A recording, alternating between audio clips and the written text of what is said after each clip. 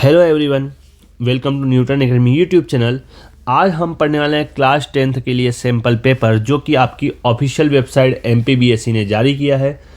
इसमें आपको annual exam का पैटर्न किस प्रकार से होगा, किस टाइप के क्वेश्चंस आ सकते हैं, उसी की तैयारी के लिए आपके लिए यहाँ पर क्वेश्चन पेपर दिया गया है। तो चलिए आज हम उसी के सॉल्यूशंस को डिस्कस करने वाले हैं। तो वन बाय वन हम इनका सॉल्यूशन देखते हैं। तो हमारे सामने पहला क्वेश्चन दिया गया है, choose the correct option and right it. हमारे सामने SCF दिया गया है 91 एंड 21 इज। इन दोनों का हमें SCF फाइंड करना है। तो यदि हम SCF फाइंड करते हैं तो हमें देखना होगा दोनों में कॉमन क्या होगा। तो यदि हम 91 के फैक्टर करें तो 91 के फैक्टर होते हैं 7, 13, 13 से 1 टाइम। और यदि हम देखें 21 के फैक्टर करते हैं तो 21 में हमें मिलता है 3 और 7। तो आप देखेंगे दोनों में हमारा 7 कॉमन आ रहा है। इसका मतलब जो हमारा SCF होगा वो 7 होगा। तो पहले का हमारा करेक्ट आंसर हो जाएगा D 7। क्वेश्चन नंबर सेकंड में दिया गया है, the pair of equation has, अब यहाँ पे पूछा unique solution, has no solution, infinitely many solution and 2 solutions. तो इसके लिए हमें कंडीशन लगानी होगी। उस कंडीशन को हम थोड़ा सा नीचे ले जाते हैं, क्वेश्चन को वहाँ पर लगाते हैं। तो यदि हम इक्वेशन देखें तो x + 2y + 5 = 0। यहाँ लिखते हैं x + 2y + 5 = 0। सेकंड इक्वेशन हमारे पास है -3x - 6y + 1 -3x - 6y + 1 = 0। अब हमारे से पूछा है सॉल्यूशन क्या होंगे। तो इसके लिए आपको बनाना होगा आपकी कंडीशंस। यहाँ पे आप लिखेंगे A1/A2, फिर आपके पास होता है B1/B2, फिर आपके पास होता है C1/C2। तो यदि हम A1/A2 की बात करें तो हमारे पास यहाँ पर x का कोएफिशिएंट कुछ नहीं है, मतलब 1 होगा। तो इसे हम लिखेंगे 1। y यहाँ पर x का कोएफिशिएंट -3 है तो 1/-3। इसी प्रकार यदि हम बात करते हैं 2/-6 y का कोएफिशिएंट, यदि आप इसे कट कर सकते हैं तो यहाँ पर हमें मिलेगा 1/-3 और C1/C2 हमें मिलता है 5/1। तो यदि हम देखें तो यहाँ पर हमें नज़र आ रहा है ये 1/3 माइनस का, ये भी 1/3 माइनस का, बट ये 5/1 आ रहा है। इसका मतलब हम बोल सकते हैं कि A1/A2 = B1/B2 and not equals to C1/C2। तो ये कंडीशंस हमारी तब बनती है जब हमारा पैरेलल लाइंस होती है, और ये हम जानते हैं कि पैरेलल लाइंस में हमारा कोई सॉल्यूशन हमें नहीं मिलता है। इस कारण से हमारा जो आंसर आ जाएगा वो आ जाएगा हमारा has no solution. Answer B हमारा करेक्ट आंसर होगा क्वेश्चन नंबर सेकेंड का। क्वेश्चन नंबर थर्ड में हमें दिया गया है, the sum of the zeros of quadratic polynomial ax² + bx + c will be. यहाँ पर आपसे सम ऑफ द जीरोस पूछा गया है। सम ऑफ द जीरोस हमारा हम जानते हैं, हमारा फॉर्मूला था -b/a। तो ये हमारा ऑप्शन नंबर सी हमारा करेक्ट आंसर होगा। क्वेश्चन नंबर 4 में दिया गया है, the discriminant of the quadratic equation x² - 4x + 4 = 0। इसका हमें डिस्क्रिमिनेंट चाहिए। तो डिस्क्रिमिनेंट का हमारा जो फॉर्मूला होता है वो होता है D = b² - 4ac। तो यदि हम इसका डिस्क्रिमिनेंट निकालें तो b हमारे पास दिख रहा है हमें -4, तो ये हो जाएगा हमारा -4² - 4। a हमारे पास है 1 और c भी हमारे पास है 4। तो -4 का स्क्वायर हो जाएगा 16 एंड यहाँ पर हो जाएगा -16। तो 16 - 16 हमें मिलता है 0। तो यहाँ पर ऑप्शन नंबर सी हमारा करेक्ट आंसर हो जाएगा 0। क्वेश्चन नंबर 5 में दिया गया है, number of tangents draw at a point on a circle. आप किसी सर्कल के एक पॉइंट से कितने टेंजेंट्स ड्रॉ कर सकते हैं। तो हम किसी भी सर्कल के एक पॉइंट से सिर्फ 1 टेंजेंट ड्रॉ कर सकते हैं। तो हमारा ऑप्शन नंबर ए हमारा करेक्ट ऑप्शन होगा 1। क्वेश्चन नंबर 6 में दिया गया है, the distance between the point 0,5 and -5, 0। इन दोनों के बीच की हमें चाहिए डिस्टेंस। तो यहाँ पर हम डिस्टेंस फार्मूला लगाते हैं। डिस्टेंस फार्मूला होता है x2 - x1 का स्क्वायर। तो x2 हमारा -5, x1 देखेंगे तो हमारे पास है 0 प्लस y2, तो y2 भी हमारे पास है 0 माइनस y1, तो -5 का स्क्वायर। तो -5 का स्क्वायर होता है 25। यहाँ भी -5 का स्क्वायर हो जाएगा 25। तो यहाँ मिलता है 50। आप 50 के यदि रूट करते हैं, यहाँ पे आप फैक्टर करते हैं तो हो जाएगा 25, 5, 5 एंड यहाँ पर मिलता है 1, तो यहाँ से हमारा 5 बाहर हो जाएगा और यहाँ पर आपको मिलेगा 5√2, जो कि हमारा option number B correct option होगा। तो ये थे हमारे सैम्पल पेपर के करेक्ट ऑप्शन। आई होप ये आपको समझ में आए होंगे। देन हम बढ़ते हैं हमारे नेक्स्ट क्वेश्चन की तरफ, फिल इन द ब्लैंक्स की तरफ। तो हमें पहला फिल इन द ब्लैंक्स में दिया गया है zeros will be in cubic polynomial. Cubic polynomial के कितने जीरोस होंगे? क्यूबिक पॉलिनोमियल का मतलब होता है मैक्सिमम पावर हमारी 3 हो, तो यहाँ पर जितनी मैक्सिमम पावर होती है उतने हमारे जीरोस मिलते हैं। तो यहाँ पर हम बोल सकते हैं कि हमें क्यूबिक पॉलिनोमियल में 3 जीरोस फाइंड होंगे, 3 जीरोस हमारे फाइंड होंगे। तो हमारा पहला फिल इन द ब्लैंक्स में आएगा 3। सेकंड क्वेश्चन में दिया गया है Sridharacharya derived a formula now known as the. तो धराचार्य ने एक फॉर्मूला डिराइव किया था, उसे आज हम बोलते हैं क्वाड्रेटिक फॉर्मूला। तो यहाँ लिख देते हैं हम क्वाड्रेटिक फॉर्मूला। थर्ड क्वेश्चन में दिया गया है the 10th term of AP. एक एपी हमें दिया गया है, उसकी हमें 10th टर्म पूछी गई है। तो यदि हमें 10th टर्म निकालना होगी तो हम निकालते हैं a + 9d। यदि a देखते हैं तो हमारी फर्स्ट टर्म a होता है, तो a हमारे पास है 5 + 9 इंटू d। यदि हम देखें तो हमारे पास दोनों का डिफरेंस 5 है, तो d भी हमारा 5 हो जाएगा। तो यहाँ पे मिल जाएगा 5 + 45, तो ये हो जाएगा हमारा 50। तो जो हमारा करेक्ट आंसर होगा वो होगा 50, क्वेश्चन नंबर 3 का। क्वेश्चन नंबर 4 में पूछा गया है ऑल ट्राइंगल्स आर सिमिलर। प्रकार के ट्राइंगल सिमिलर होते हैं, तो हम बोल सकते हैं कि इक्विलेटरल ट्राइंगल। यदि इक्विलेटरल ट्राइंगल्स हैं तो उनकी साइड्स इक्वल होगी, और साइड्स इक्वल होगी तो उनका रेशो इक्वल होगा, और रेशो जब इक्वल होता है तो हम बोल सकते हैं कि ये क्या है, सिमिलर ट्राइंगल है, क्योंकि उनके एंगल तो 60 डिग्री है। तो दो चीज़ें लगती है हमें, एक तो रेशो, एक एंगल। तो दोनों यदि सिमिलर, यदि दोनों हमें सेटिस्फाई कर देते हैं कंडीशंस को, हम बोल सकते हैं वो क्या है, सिमिलर ट्राइंगल है। तो इसलिए हमारे all equilateral triangle are similar. Question number 5 में दिया गया है the probability of certain event is. किसी भी सर्टेन इवेंट की प्रोबेबिलिटी, तो यदि सर्टेन इवेंट की बात करें तो उसकी प्रोबेबिलिटी हो जाती है 1। नेक्स्ट क्वेश्चन है formula of area of the circle of radius r is.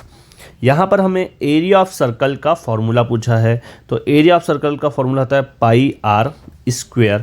तो वो ये थे हमारे fill in the blanks. I hope ये भी आपको क्लियर हुए होंगे। देन बढ़ते हैं हमारे थर्ड क्वेश्चन की तरफ, मैच द करेक्ट कॉलम।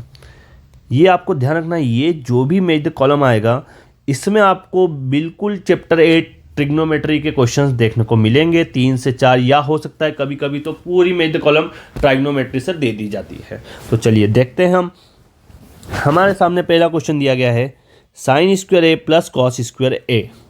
तो ऑप्शन में हम देखते हैं सेक्शन बी में, तो यहाँ पर हमारे पास 2 बार 1 दिख रहा है, तो आप किसी से भी इसे कनेक्ट कर सकते हैं। तो इसका हमारा हो जाएगा sin² cos² 1, हमारा ये फॉर्मूला होता है। तो हम इसे लिख सकते हैं डी का हमारा फर्स्ट क्वेश्चन हो गया। देन सेकंड हमें दिया गया है tan 90 - थीटा या tan 90 - a। तो हम जानते हैं tan 90 - a होता है हमारा cot a। तो सेकंड का हमारा हो जाएगा जी ऑप्शन, तो इसे हम लिख देते हैं सेकंड। थर्ड में देखते हैं, तो यहाँ पर हमारे पास बचता है 5 sec² a - 5 tan² a। तो यदि इसे हम सॉल्व करें तो यहाँ पर हो जाएगा 5, आप कॉमन निकाल सकते हैं। यहाँ बचता है sec² a - tan² a। तो ये हमारा फॉर्मूला है, इसका वैल्यू होता है 1, तो 5 × 1 हो जाएगा 5। तो इसलिए हम बोल सकते हैं कि हमारा थर्ड का ऑप्शन ए करेक्ट ऑप्शन होगा। तो इसे हम लिख देते हैं थर्ड। क्वेश्चन 4 में वॉल्यूम ऑफ क्यूबॉइड पूछा गया है। तो वॉल्यूम ऑफ क्यूबॉइड का हमारा फॉर्मूला होता है L × B × H, length, breadth and height. तो ये हमारा ऑप्शन नंबर सी करेक्ट हो जाएगा क्वेश्चन नंबर 4 का। क्वेश्चन नंबर 5 में पूछा गया है एरिया ऑफ स्क्वायर। तो एरिया ऑफ स्क्वायर हमारा होता है साइड × साइड। यदि हम साइड ए ले लें तो a × a हो जाएगा हमारा a²। तो यहाँ का हमारा करेक्ट आंसर हो जाएगा a², क्वेश्चन नंबर 5 का match the column. Then last हमारे से पूछा है what will be the value of PE + PE0। यहाँ पर हमारे पास प्रोबेबिलिटी का क्वेश्चन है, तो टोटल प्रोबेबिलिटी हमारे से पूछी है, तो टोटल प्रोबेबिलिटी हमारी 1 होती है, इसलिए हमारा लास्ट आंसर हमारा करेक्ट होगा ऑप्शन नंबर 6 का। तो ये था हमारा match the column. I hope ये भी आपको क्लियर है। देन बढ़ते हैं हमारे right the answer in one word sentence वाले क्वेश्चन में। तो यहाँ पर पहला क्वेश्चन दिया गया है find the number of zeros. अब नंबर ऑफ जीरोस हमें फाइंड करना है और एक ग्राफ दिया गया है। तो हम ये देखेंगे कि ग्राफ हमारे एक्स एक्सिस को जितनी बार कट करता है उतने हमारे जीरोस फाइंड होते हैं। तो हम देखते हैं ये 1 टाइम कट हो रहा है, यहाँ पर आप देखोगे 2nd टाइम, ये 3rd टाइम कट हो रहा है और ये 4th टाइम। तो ये एक्स एक्सिस को 4 टाइम कट कर रहा है, इसका मतलब अब जो नंबर ऑफ जीरोस होंगे वो कितने हो जाएंगे, वो हो जाएंगे हमारे 4। सेकेंड क्वेश्चन में पूछा गया है what is the class of maximum frequency is called. Maximum frequency की क्लास को क्या कहा जाता है। तो आपको ध्यान रखना है इस क्लास को हम बोलते हैं मॉडल क्लास। तो यहाँ पर हमारा आंसर हो जाएगा model class. Then third question दिया गया है write the formula to find the sum of the first n terms of AP। तो यहाँ पर हमें SN का फॉर्मूला, सम का फॉर्मूला लिखना है। तो ये मैं यहाँ पर थर्ड डाल के यहाँ पर हम फॉर्मूला लिखने वाले हैं। थर्ड क्वेश्चन का फॉर्मूला हमारा हो जाएगा SN equals to n/2 2a plus n-1d। ये हमारा थर्ड क्वेश्चन का फॉर्मूला हो जाएगा। सम का फॉर्मूला होता है हमारा SN-1। इसको थोड़ा सा और इधर लिखते हैं, थोड़ा सा क्लियर आपको नज़र आए। n/2 2a plus n-1d। तो ये थर्ड क्वेश्चन का हमारा फॉर्मूला हो चुका है। क्वेश्चन नंबर 4 में हमें बोला गया है write the definition of angle of elevation. Angle of elevation की हमें डेफिनेशन बतानी है। तो एंगल ऑफ एलिवेशन क्या होता है, जब हम कोई चीज़ को नीचे से ऊपर देखते हैं तो हमारी आई उस ऑब्जेक्ट को देखने के लिए जो एंगल बनाती है उसे हम बोलते हैं एंगल ऑफ एलिवेशन। तो ये आपकी बुक में भी डेफिनेशन है और एक बार मैं भी यहाँ पर लिख देता हूँ। तो यहाँ लिखते हैं हम एंगल ऑफ एलिवेशन की डेफिनेशन। एंगल ऑफ एलिवेशन, तो एंगल ऑफ एलिवेशन हो जाएगा an angle that is formed between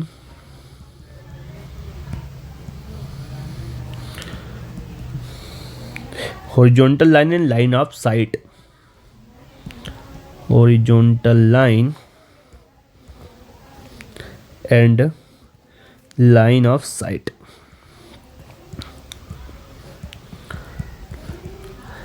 तो ये हमारा क्वेश्चन नंबर 4 का आंसर हो जाएगा एंगल ऑफ एलिवेशन की डेफिनेशन। क्वेश्चन नंबर 5 में है what is the called the common point of tangent and circle. तो टेंजेंट और सर्कल के कॉमन पॉइंट को हम बोलते हैं पॉइंट ऑफ कांटेक्ट। तो यहाँ पर हम आंसर लिख देते हैं क्वेश्चन नंबर 5 का पॉइंट ऑफ कांटेक्ट।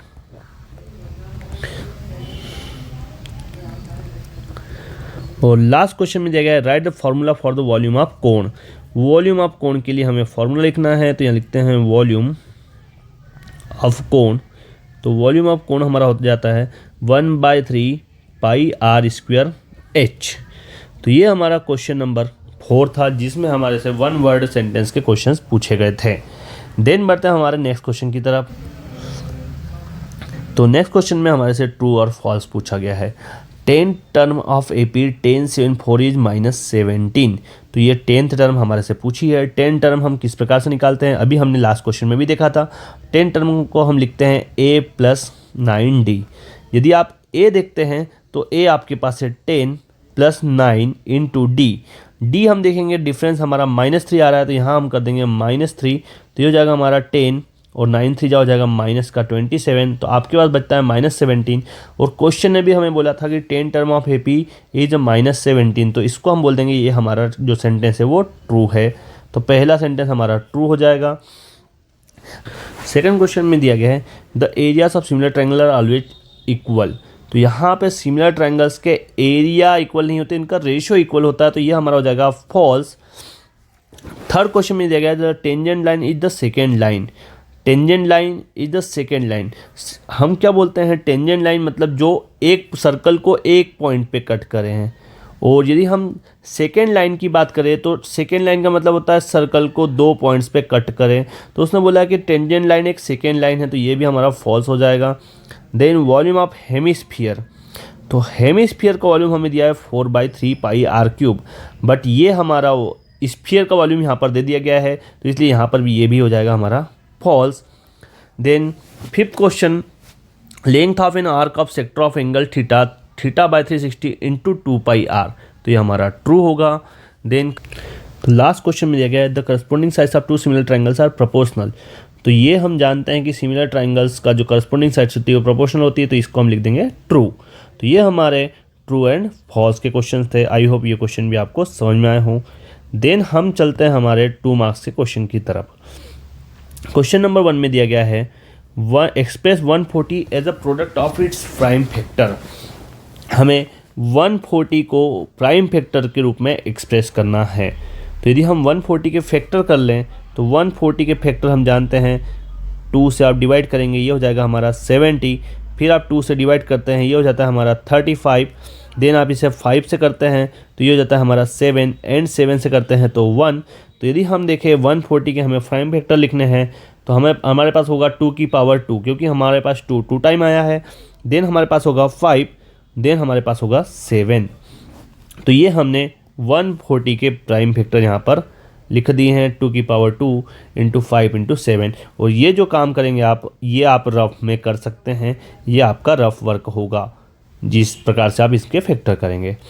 इसके और में भी एक क्वेश्चन दिया गया है जो कि काफ़ी इम्पोर्टेंट क्वेश्चन है, कई बार एग्जाम में आपको देखने को मिलेगा और हो सकता है कि ये as it is sample paper से जाके एनुअल एग्जाम में भी ऐसा का ऐसा प्रिंट हो जाए। तो बिल्कुल इस क्वेश्चन को आपको छोड़ के नहीं जाना है। क्वेश्चन में दिया गया है HCF 306,657 इक्वल्स टू 9। यहाँ लिखते हैं हम, और वाला क्वेश्चन है हमारा, गिवन लिखते हैं पहले, गिवन HCF हमें कितना दिया है 9, और हमें फाइंड करने को दिया गया है LCM।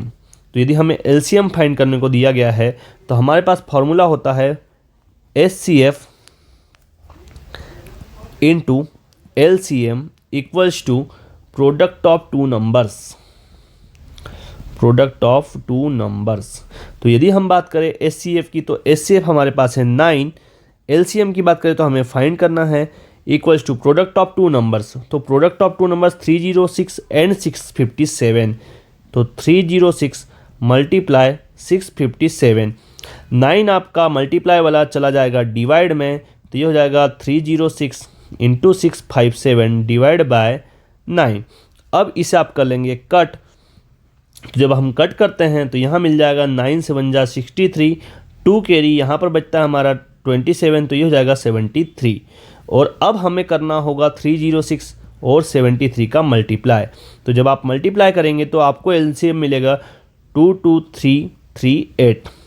यदि आपको मल्टीप्लाई में दिक्कत होती है तो मल्टीप्लाई आप इस प्रकार से कर सकते हैं, 3 6 जा 18, 1 कैरी यहाँ पर 1 आ जाएगा, 3 3 जा 9, देन आप 7 का करेंगे, 7 6 जा 42, 4 कैरी, देन 7 0 का 0 यहाँ पर 4 बचेगा, और 7 3 जा हो जाएगा 21।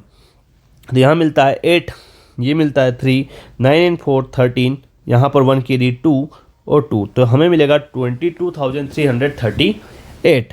तो ये था हमारा क्वेश्चन नंबर 6 का क्वेश्चन फर्स्ट एंड और वाला हमने दोनों सॉल्व कर लिए हैं। आई होप ये भी आपको क्लियर हो। देन बढ़ते हैं हम हमारे क्वेश्चन नंबर 7 की तरफ। तो क्वेश्चन नंबर 7 में find the zeros of 4u² plus 8u, इसके हमें जीरोस फाइंड करने हैं। तो पहले क्वेश्चन को लिखते हैं, 4u² plus 8u equals to 0। तो यहाँ से आप 4u कॉमन निकाल सकते हैं। तो यहाँ से हमने 4u कॉमन निकाला, तो यहाँ पर हमारे पास बचता है u प्लस, आप देखते हैं कि 4 की टेबल में 8 2 टाइम आता है, तो यहाँ पर हमारे पास बचता है 2 इक्वल्स टू 0। तो एक ब्रैकेट हमारा हो जाएगा u plus 2 equals to 0, second bracket हो जाएगा हमारा 4u इक्वल्स टू 0। तो ये +2 आप ले जाएंगे RHS पर, तो ये हो जाएगा -2, और ये 4 आपका 0 के डिवाइड में जाके हो जाएगा 0।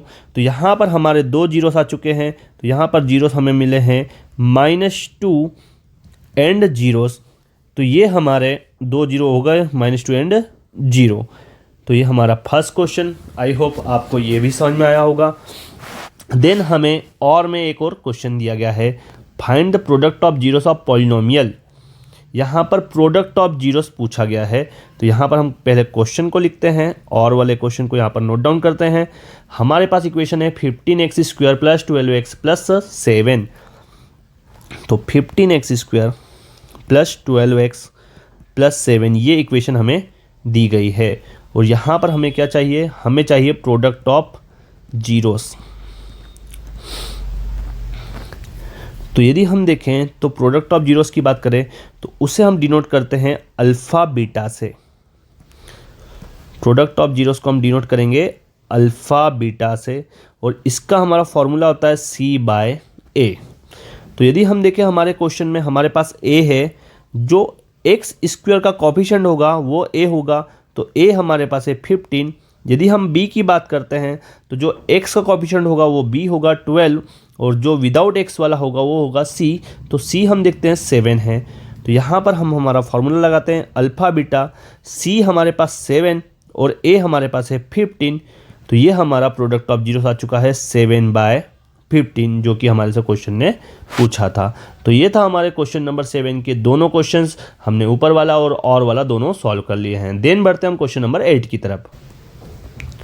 तो क्वेश्चन नंबर 8 में दिया गया है, on comparing the ratio A1/A2, B1/B2 and C1/C2 find out whether the lines representing the following pair of equation intersect at a point or parallel or coincident. तो यहाँ पे सबसे पहले तो आपको इसकी कंडीशन समझनी होगी। कंडीशन समझने के लिए आपको ये ध्यान रखना होगा कि इफ़, यहाँ पर अपन कंडीशन पहले समझ लेते हैं फिर क्वेश्चन को सॉल्व करेंगे। तो यहाँ पर कंडीशन फर्स्ट की बात करूँ तो if A1/A2 equals to B1/B2 equals to C1/C2, यदि तीनों चीज़ें इक्वल है तो हम बोल सकते हैं कि जो हमारी लाइंस है वो क्या है, वो है हमारे पास कोइंसिडेंट। देन यदि हम सेकंड की बात करें तो A1/A2 not equals to B1/B2, तो यदि ये इक्वल नहीं है तो हम बोलेंगे जो हमारी लाइंस है वो क्या है, वो है इंटरसेक्ट। यदि हम थर्ड चीज़ की बात करें तो A1/A2 equals to B1/B2 not equals to C1/C2 हो तो हम बोल सकते हैं कि जो लाइंस है वो क्या है, पैरेलल है। ये आपको तीनों कंडीशंस ध्यान रखनी है, ऑब्जेक्टिव में भी कई बार ये क्वेश्चन पूछा जाता है। अब हमारे पास जो इक्वेशन है उसे देखते हैं। तो इससे हम बोलते हैं हमारा इक्वेशन फर्स्ट, ये होगा हमारा इक्वेशन नंबर सेकेंड। यदि हम A1, A2, B1, B2, C1, C2 निकालें तो यहाँ पर आप देख सकते हैं कि इस इक्वेशन में A1 हमारे पास x का कोफिशिएंट फर्स्ट इक्वेशन का, तो ये हो जाएगा हमारे पास 5। यदि हम B1 की बात करें तो फर्स्ट इक्वेशन और हमारा कोफिशिएंट y वाला, तो B1 हमारे पास हो जाएगा -4 और C1 की बात करें तो ये हो जाएगा हमारा विदाउट x वाला 8। यदि इधर सेकेंड इक्वेशन की बात करें तो उसे हम डिनोट करते हैं A2 से, तो x का कोफिशिएंट A2 7, y का कोफिशिएंट B2 बनेगा तो वो हमारे पास है 6 और विदाउट एक्स वाई वाला हमारा C2 बनेगा, तो C2 हमारे पास है -9। अब हमें ये कंडीशन रख के पता करना होगा कि हमारी लाइंस क्या है। तो यदि हम रखते हैं 5/7, इधर हम रखेंगे -4/6, देन 8/-9। जो कट हो रहा है उसे आप कट करेंगे तो 2 से कट किया 2 टाइम, इसे कट किया 3 टाइम। अब और कुछ कट नहीं हो रहा है तो हमारे पास बचता है 5/7, यहाँ बचता है -2/3 और यहाँ बचता है 8/-9। तो आप देखते हो कि कोई भी किसी के इक्वल नहीं जा रहा है, इसलिए हम बोल सकते हैं कि 5/7 नॉट इक्वल्स टू -2/3। इसका मतलब हुआ A1/A2 not equals to B1/B2। और ये हमारी जो कंडीशन है वो कंडीशन है इंटरसेक्ट की। तो हम बोल सकते हैं कि दोनों लाइनें क्या कर रही है, इंटरसेक्ट करती है। तो ये हमने थोड़ा सा डिटेल में ज़्यादा किया है जिससे कि आपको समझ में आ जाए। यदि एग्जाम में क्वेश्चन आता तो आप यहाँ से कर सकते हैं। मैंने आपको पूरा डिफाइन कर लिया कि इसके अलावा भी कोई क्वेश्चन आता है तो आप किस प्रकार से उसे सॉल्व कर सकते हैं। तो आई होप ये आपको समझ में आ रहा होगा। देन बढ़ते हैं हमारे नेक्स्ट क्वेश्चन की तरफ। तो नेक्स्ट क्वेश्चन में दिया गया है, solve the pair of linear equations. इसे हमें सॉल्व करना है। x + y = 14, x - y = 4। तो इससे हम पहले लिख लेते हैं गिवन। तो x + y = 14 और हमें दिया है x - y = 4। इसे आप देंगे इक्वेशन 1, इसे आप देंगे इक्वेशन 2। अब इसे सॉल्व करने के हमारे पास दो मेथड है। पहली हमारी होती है एलिमिनेशन, सेकंड होती है सब्स्टिट्यूशन। तो आप इसे किसी भी मेथड द्वारा सॉल्व कर सकते हैं और यहाँ पर यदि कोई नाम मेंशन नहीं किया है तो आप इसको किसी भी मेथड से कर सकते हैं। तो इसलिए हम यहाँ पर यूज़ करेंगे एलिमिनेशन मेथड। तो यहाँ लिखेंगे equation first and second solved by elimination method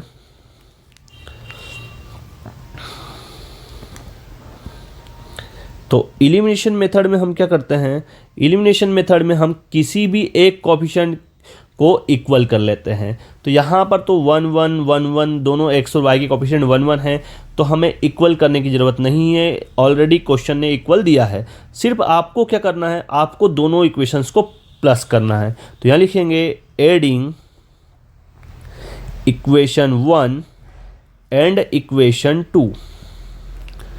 तो ये हो जाएगा हमारे पास x plus y equals to 14, ये होगा हमारे पास x minus y equals to 4 और दोनों को करेंगे ऐड। तो आप देखते हैं कि y से y आपका कैंसिल हो जाएगा, आपके पास बचता है x प्लस x हो जाएगा 2x, 14 प्लस 4 हो जाएगा हमारे पास 18। तो ये हो जाएगा हमारा x इक्वल्स टू 18/2, कट करने पे हमें मिलेगा यहाँ पर 9, तो x इक्वल्स टू हमें मिल चुका है 9। अब हमें चाहिए y का वैल्यू, तो ये हम कहीं भी पुट कर सकते हैं। तो यहाँ लिखते हैं value of x put in equation second या फर्स्ट लिख दिया हमने। तो इक्वेशन फर्स्ट हमारे पास था x plus y equals to 14, x का वैल्यू हमने निकाला है 9, तो ये हो जाएगा 9 प्लस वाई इक्वल्स टू 14। तो यहाँ पर हो जाएगा y इक्वल्स टू 14, ये प्लस 9 आप ले जाएंगे RHS पर, तो ये हो जाएगा -9, तो ये हो जाएगा 14 माइनस 9 कितना 5। तो y का वैल्यू आ चुका है हमारे पास 5, x का वैल्यू हमने निकाला है 9। तो ये था हमारा क्वेश्चन नंबर 8 का और वाला क्वेश्चन। आई होप ये भी आपको समझ में आया हो। देन बढ़ते हैं हमारे नेक्स्ट क्वेश्चन की तरफ। क्वेश्चन नंबर 9 में दिया गया है right first 4 terms of AP whose first term is a equals to 10। ये लिखते हैं गिवन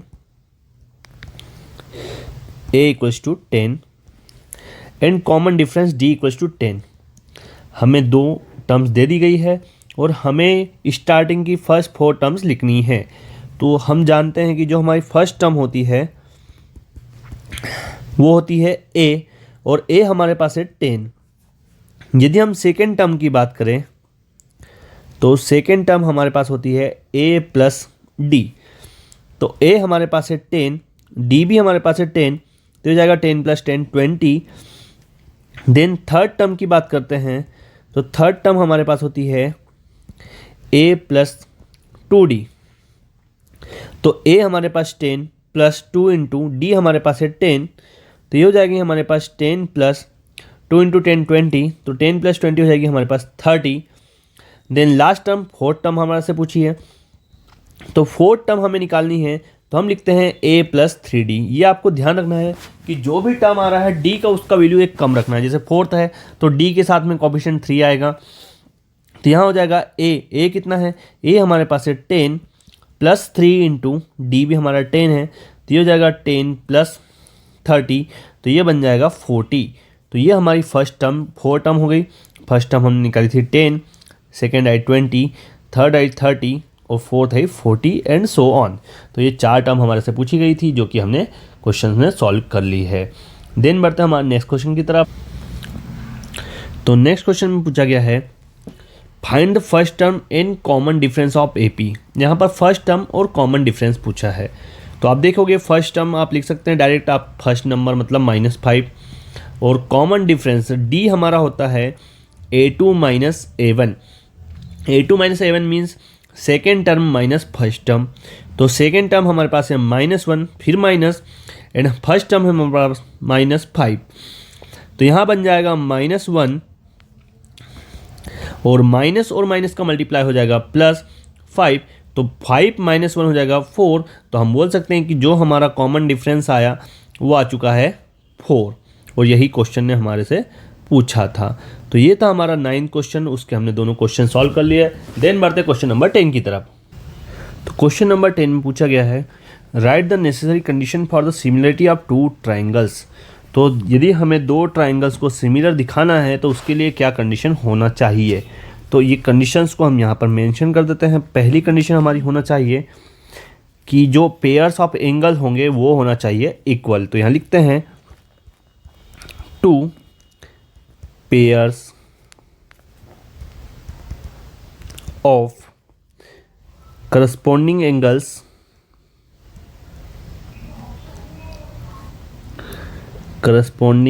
angles आर इक्वल। दो पेयर जो करस्पॉन्डिंग एंगल के हैं वो क्या होना चाहिए, इक्वल होना चाहिए। या फिर हम बोल सकते हैं कि दूसरी कंडीशन इसकी होती है कि जो हमारे जो साइड्स होती है वो क्या होना चाहिए, प्रोपोर्शनल होना चाहिए। तो यहाँ लिखते हैं three pairs of corresponding sides are proportional.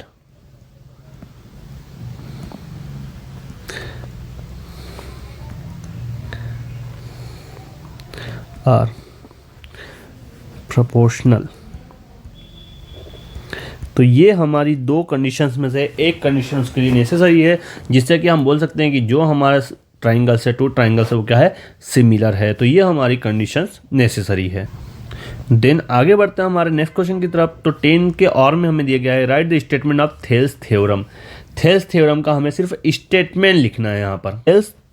तो थेल्स थ्योरम का स्टेटमेंट ये कहता है कि कोई यदि हमारा एक ट्राइंगल है उसकी थर्ड साइड के सिमिलर या पैरेलल यदि हम एक लाइन ज्वाइन कर दें, वो दो पॉइंट्स को अलग अलग कट करें तो वो लाइन पैरेलल हो जाती है। तो यहाँ लिखते हैं हम if a line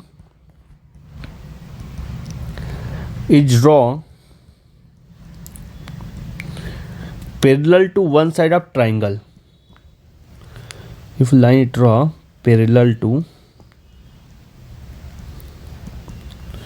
one side of a triangle. पहले लिख लेते हैं, फिर आपको मैं एक्सप्लेन भी कर दूंगा कि थेल्स क्या बोलना चाह रहे हैं।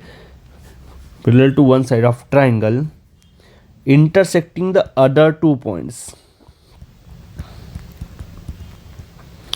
Intersecting the other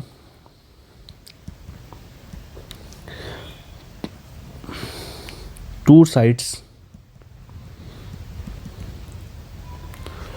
in a distinct points।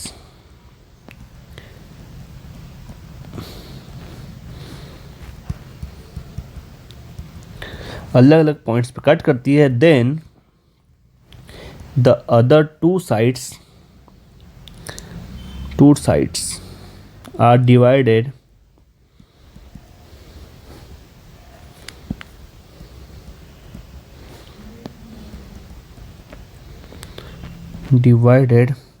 in the same ratio।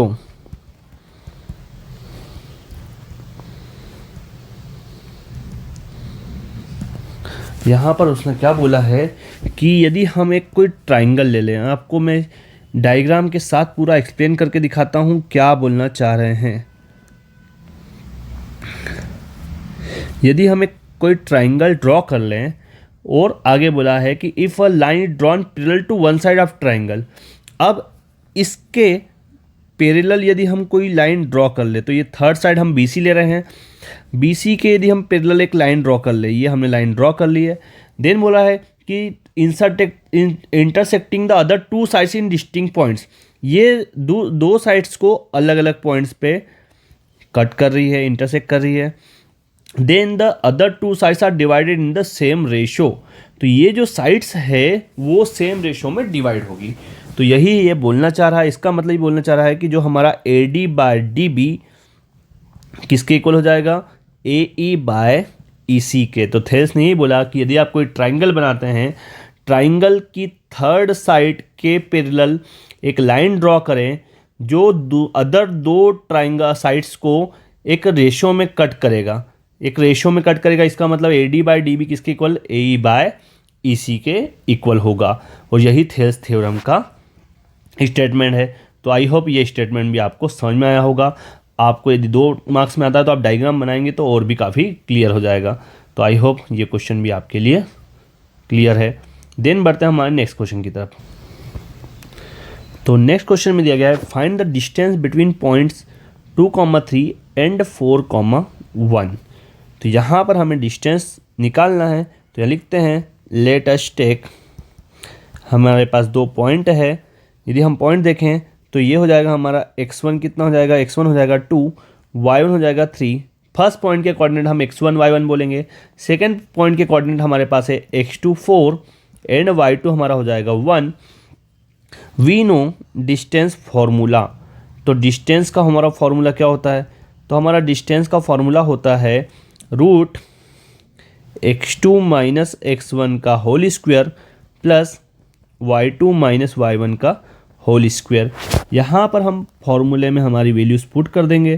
तो x2 की बात करें तो x2 हमारे पास है 4, यहाँ लिखते हैं 4 माइनस x1 हमारे पास है 2 का होल स्क्वायर प्लस y2 हमारे पास है 1, y1 हमारे पास है 3 का होल स्क्वायर।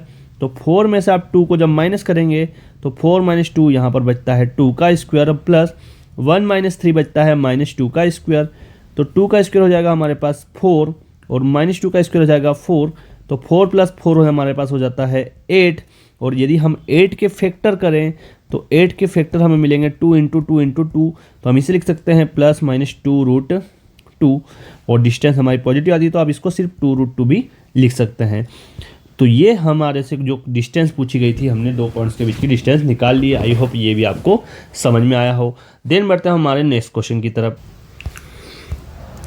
तो नेक्स्ट क्वेश्चन में दिया गया है find relation between x and y such that the points x y is equidistance from the point 7,1 and 3,5।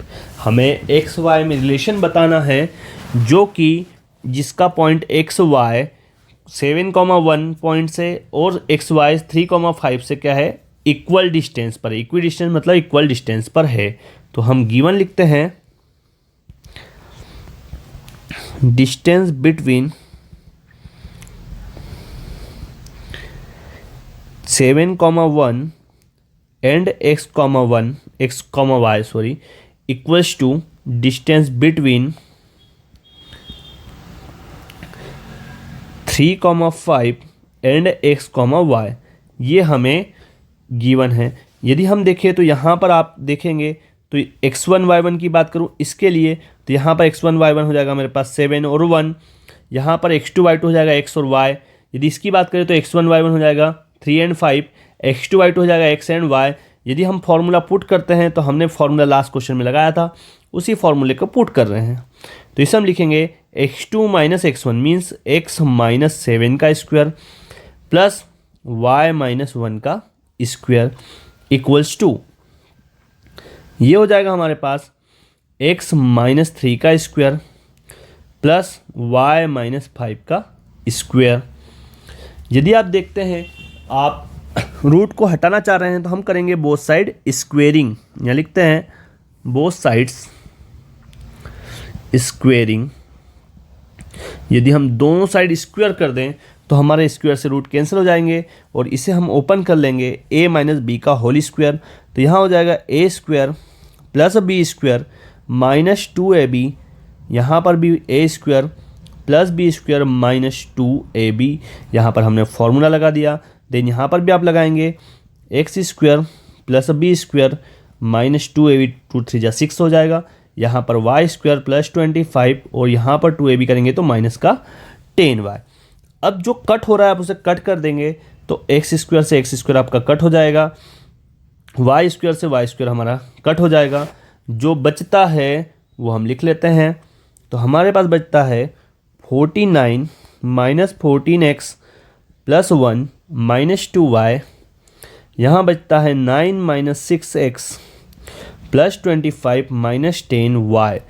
X y वाली एक टर्म हम अलग करते हैं तो यहाँ पर आपका माइनस 14x माइनस 2y, ये माइनस 6x LHS पर आकर हो जाएगा प्लस 6x माइनस 10y भी इधर आके हो जाएगा प्लस का 10y।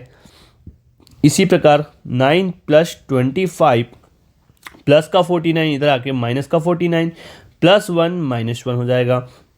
तो हमारे पास बचता है minus 8x plus 8y equals to, यदि हम इसे सॉल्व करते हैं तो ये हो जाएगा -50 में से प्लस 34 जाता तो यहाँ बचता है हमारे पास माइनस का 16।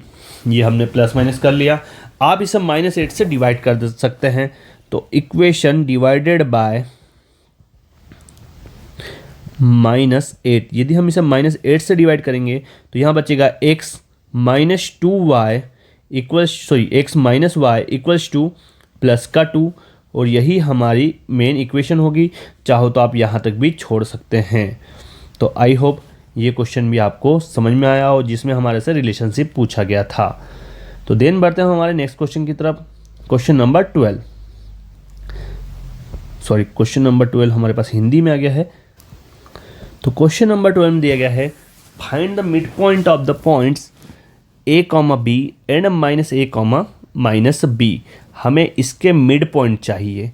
तो मिड पॉइंट हम जानते हैं कि हम x1 प्लस x2 करके 2 से हम डिवाइड कर सकते हैं। तो यहाँ लिखते हैं मिड पॉइंट्स। तो मिड पॉइंट्स क्या होंगे? तो पहला मिड पॉइंट्स हो जाएगा, यहाँ पर हम लिखेंगे x1 प्लस x2 बाय 2, और यहाँ लिखेंगे y1 प्लस y2 बाय 2।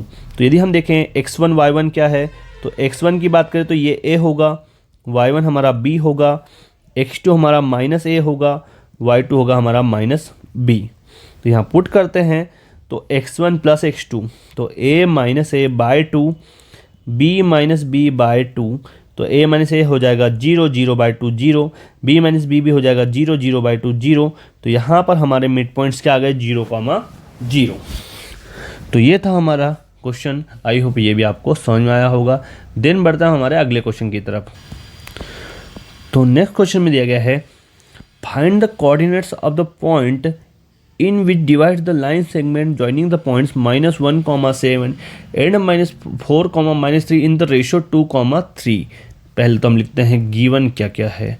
तो हमें 2 पॉइंट्स गिवन हैं, तो उन 2 पॉइंट्स को हम लिख देंगे। x1 हमारा हो जाएगा -1, y1 हो जाएगा हमारे पास 7, x2 की बात करें तो x2 हो जाएगा 4, और y2 हो जाएगा हमारे पास -3। और यदि हम रेशियो देखें तो रेशियो होता है हमारा m1 एंड m2, तो m1 2 और m2 हो जाएगा 3। अब हमें कोऑर्डिनेट्स चाहिए, तो हम मान लेते हैं let us take coordinate is x, y। यहाँ पर हम सेक्शन फॉर्मूला लगाएंगे। लिखते हैं अप्लाइंग सेक्शन फॉर्मूला। तो सेक्शन फॉर्मूला हमारा होता है x equals to m1x2 plus m2x1 divide by m1 plus m2। यहाँ पर आप वैल्यू पुट कर सकते हैं। तो m1 हमारे पास है 2, यदि x2 की बात करें तो x2 हमारे पास है 4 प्लस m2 हमारे पास है 3, और x1 की बात करें तो -1। यह हमें क्वेश्चन ने दे रखा है। देन हमारे पास होगा m1 प्लस m2, तो 2 प्लस 3। आप इसे सॉल्व करेंगे तो x इक्वल्स टू 2 4 जा होता है 8, प्लस और माइनस हो जाएगा -3 डिवाइड बाय 5। तो 8 - 3 हमारे पास हो जाता है 5/5। आप इसे कट करेंगे तो x हो जाएगा हमारे पास 1। तो ये हमने x का वैल्यू निकाल लिया है। देन हम y का वैल्यू निकालेंगे, तो उसके लिए भी सेक्शन फॉर्मूला लगाते हैं। y equals to m1y2 plus m2y1 divide by m1 plus m2। तो यदि हम बात करें m1 की तो 2 था। यदि हम y2 और y1 देखें तो y2 हमारे पास -3, y1 हमारे पास 7। तो यह रख देते हैं y2 -3 प्लस 3 इंटू y1 हमारे पास कितना था? तो y1 आप देखोगे तो y1 हमारे पास था 7। देन डिवाइड में हमारे पास है 2 प्लस 3। तो ये हो जाएगा हमारा y इक्वल्स टू -6, 3 7 जा 21 डिवाइड बाय 5। आप माइनस करेंगे तो y हो जाएगा 21 - 6 कितना? 15। 15 डिवाइड बाय 5 कट करते हैं तो y हमें मिलता है 3। तो x और y का वैल्यू हमने निकाल लिया है, और यही हमारे कोऑर्डिनेट है। तो हम बोल सकते हैं कि हमारे कोऑर्डिनेट क्या आ जाएंगे? 1, 3। तो ये था हमारा क्वेश्चन नंबर 15 का, और आई होप ये भी आपको समझ में आया होगा। देन बढ़ते हैं हम नेक्स्ट क्वेश्चन की तरफ। नेक्स्ट क्वेश्चन में पूछा गया है, if sine A 3/4 then find the value of cos and tan A. तो यहाँ लिखते हैं given sine A equals to 3/4, और हमें क्या चाहिए? हमें चाहिए value of cos and tan है। तो यहाँ लिखते हैं वी नो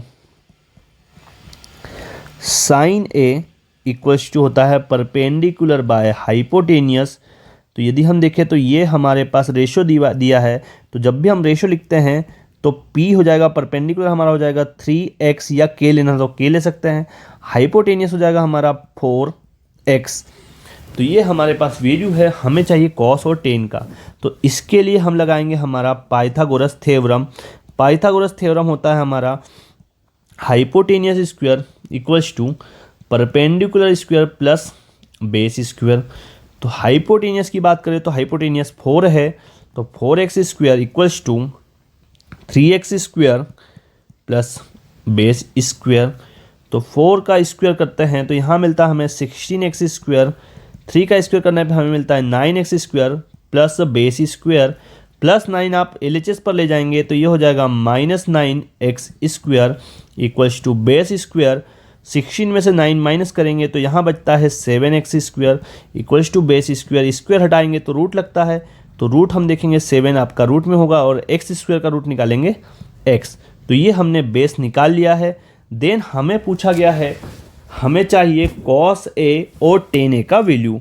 तो यहाँ लिखते हैं देयरफॉर cos a होता है हमारा बेस बाय हाइपोटेनियस।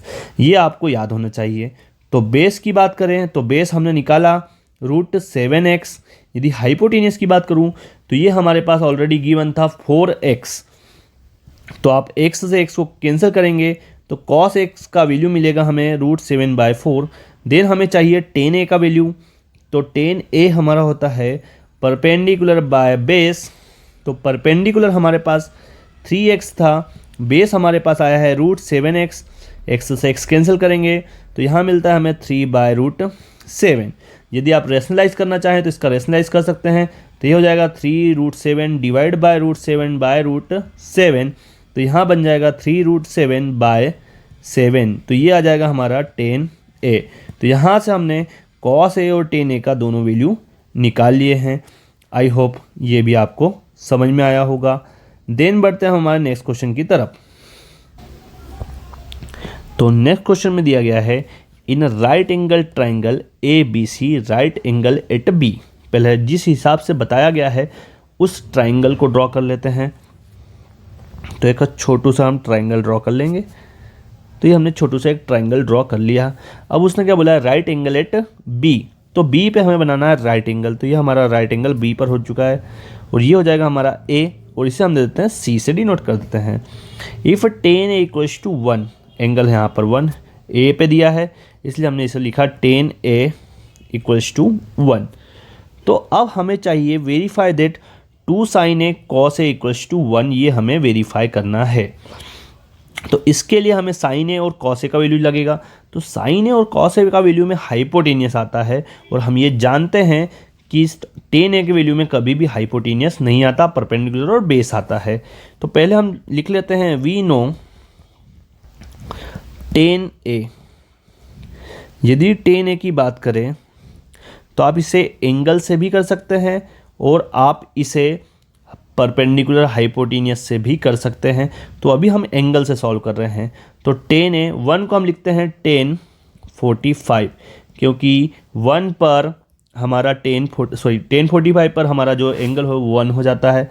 तो इसलिए हम बोल सकते हैं देयरफॉर a इक्वल्स टू कितना, तो a हो जाएगा हमारा 45 डिग्री। तो यदि a 45 डिग्री हो गया तो अब हमारे पास क्या है, तो हमारे पास है 2 sin a cos a। तो a का वैल्यू यहाँ पर हम पुट करने वाले हैं। तो यदि हम पुट करते हैं तो 2 sin a का वैल्यू हम पुट करेंगे 45 डिग्री डॉट cos 45 डिग्री। तो ये हो जाएगा हमारा 2 इंटू साइन 45 का वैल्यू हम जानते हैं 1/√2। इसी प्रकार cos 45 भी 1/√2। तो यदि हम मल्टीप्लाई करते हैं तो 2 का मल्टीप्लाई 1 में करेंगे 2 आएगा, बट √2 का मल्टीप्लाई √2 में करेंगे तो यहाँ भी 2 आएगा। 2 से 2 आप कैंसिल कर सकते हैं। तो यहाँ पर हमारे पास आ जाता है 1। तो यही हमें प्रूव करने को कहा गया था। तो यहाँ लिख सकते हैं हम टेकिंग LHS, यहाँ पर LHS लिया और हम ले आए हैं RHS। यहाँ लिख सकते हैं देयरफॉर LHS किसके इक्वल हो गया है, RHS के, और यही हमें प्रूव करना था जो कि हम कर चुके हैं। तो आई होप सारे क्वेश्चन आपको क्लियर हो रहे होंगे। देन बढ़ते हैं हमारे नेक्स्ट क्वेश्चन की तरफ। तो नेक्स्ट क्वेश्चन में दिया गया है a tangent P Q eight a point P of circle of radius 5 centimetre meets a line through the center O at a point Q so that OQ12 find the length of PQ। यहाँ पर PQ क्या है, tangent है, और हमें दिया गया है कि कोई सर्कल है जिसकी रेडियस 5 सेंटीमीटर है। तो पहले हम सर्कल ड्रॉ कर लेते हैं जिसकी रेडियस कितनी है, 5 सेंटीमीटर है। तो सर्कल हम ड्रॉ कर रहे हैं यहाँ पर। तो ये हमने 5 सेंटीमीटर वाला रेडियस वाला सर्कल ड्रॉ कर लिया है। यहाँ पर लिख देते हैं जिसकी रेडियस हमें दी गई है कितनी, 5 सेंटीमीटर। ये हमने ड्रॉ कर लिया है। देन हमें बोला गया है कि एक कोई टेंजेंट है, क्या है, P Q eight a point P.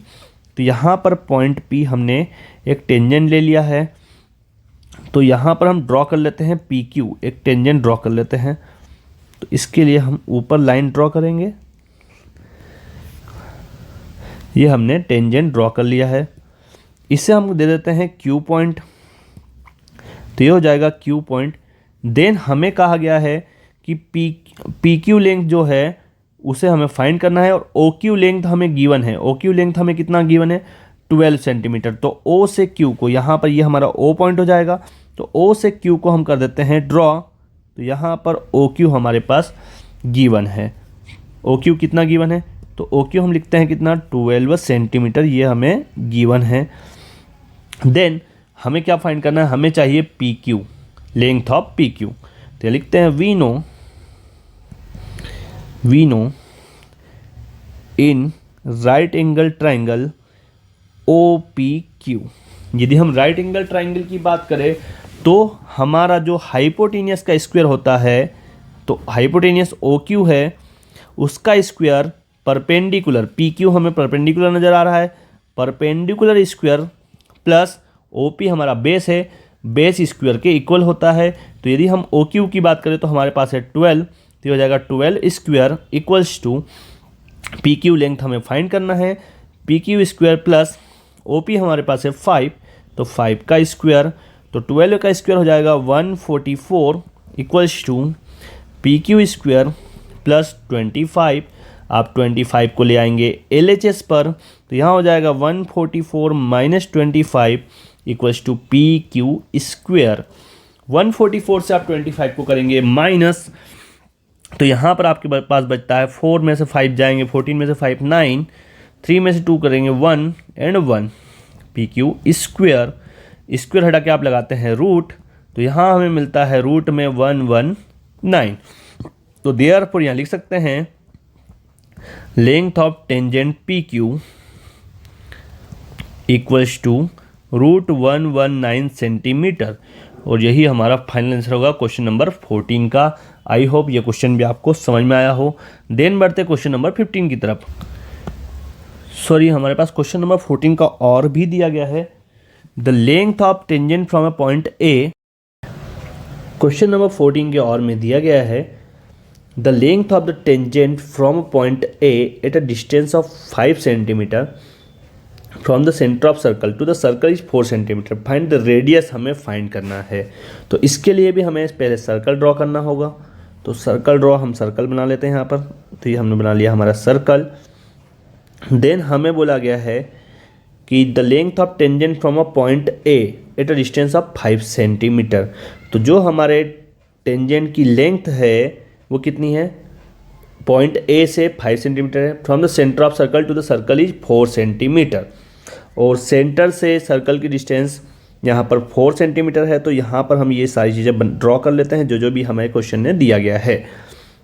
तो कोई पॉइंट ए यहाँ पर बनाते हैं, और यहाँ से हम ड्रॉ करने वाले हैं टेंजेंट। तो यहाँ पर हमने ये टेंजेंट ड्रॉ कर लिया। देन जो पॉइंट्स हमें गिवन है वो लिख लेते हैं। तो ये हम लेंगे पॉइंट ओ, और यहाँ से बात करें तो यहाँ पर टेंजेंट की लेंथ हमारे पास है 4 सेंटीमीटर। तो इससे हम टेंजेंट दे देंगे ये पॉइंट ए, यहाँ पे हम लेंगे पॉइंट बी, ये हो जाएगी 4 centimetre. And from the centre of circle, तो सेंटर ऑफ सर्कल से कितनी डिस्टेंस है, 5 सेंटीमीटर। तो यदि हम देखें तो सेंटर ऑफ सर्कल से ये 5 सेंटीमीटर की डिस्टेंस पे हो जाएगा। तो देन हमें चाहिए find the radius of circle. तो रेडियस मीन्स हमें ओ ए फाइंड करना है। तो यहाँ लिखेंगे हम वी नो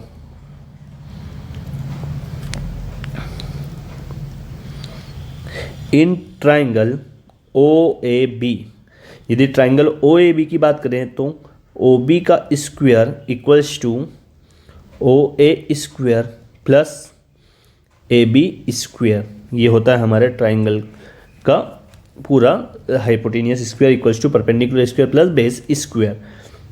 तो यदि हम बात करें हाइपोटेनियस की, तो हाइपोटेनियस हमारे पास है 5 स्क्वायर, ओ ए हमें रेडियस फाइंड करनी है, प्लस ए बी हमारे पास है 4 स्क्वायर, तो ये हो जाएगा हमारे पास 25 equals to O A square plus 16 आप इधर लाएंगे तो ये हो जाएगा -16 equals to O A square. 25 में से आप 16 माइनस करेंगे तो यहाँ बचता है 9 equals to O A square, square हटाएंगे तो रूट लगाएंगे तो 9 का रूट होता है 3, तो ओ ए हमारे पास कितना आ जाएगा, ओ ए हमारे पास आ जाएगा 3 सेंटीमीटर।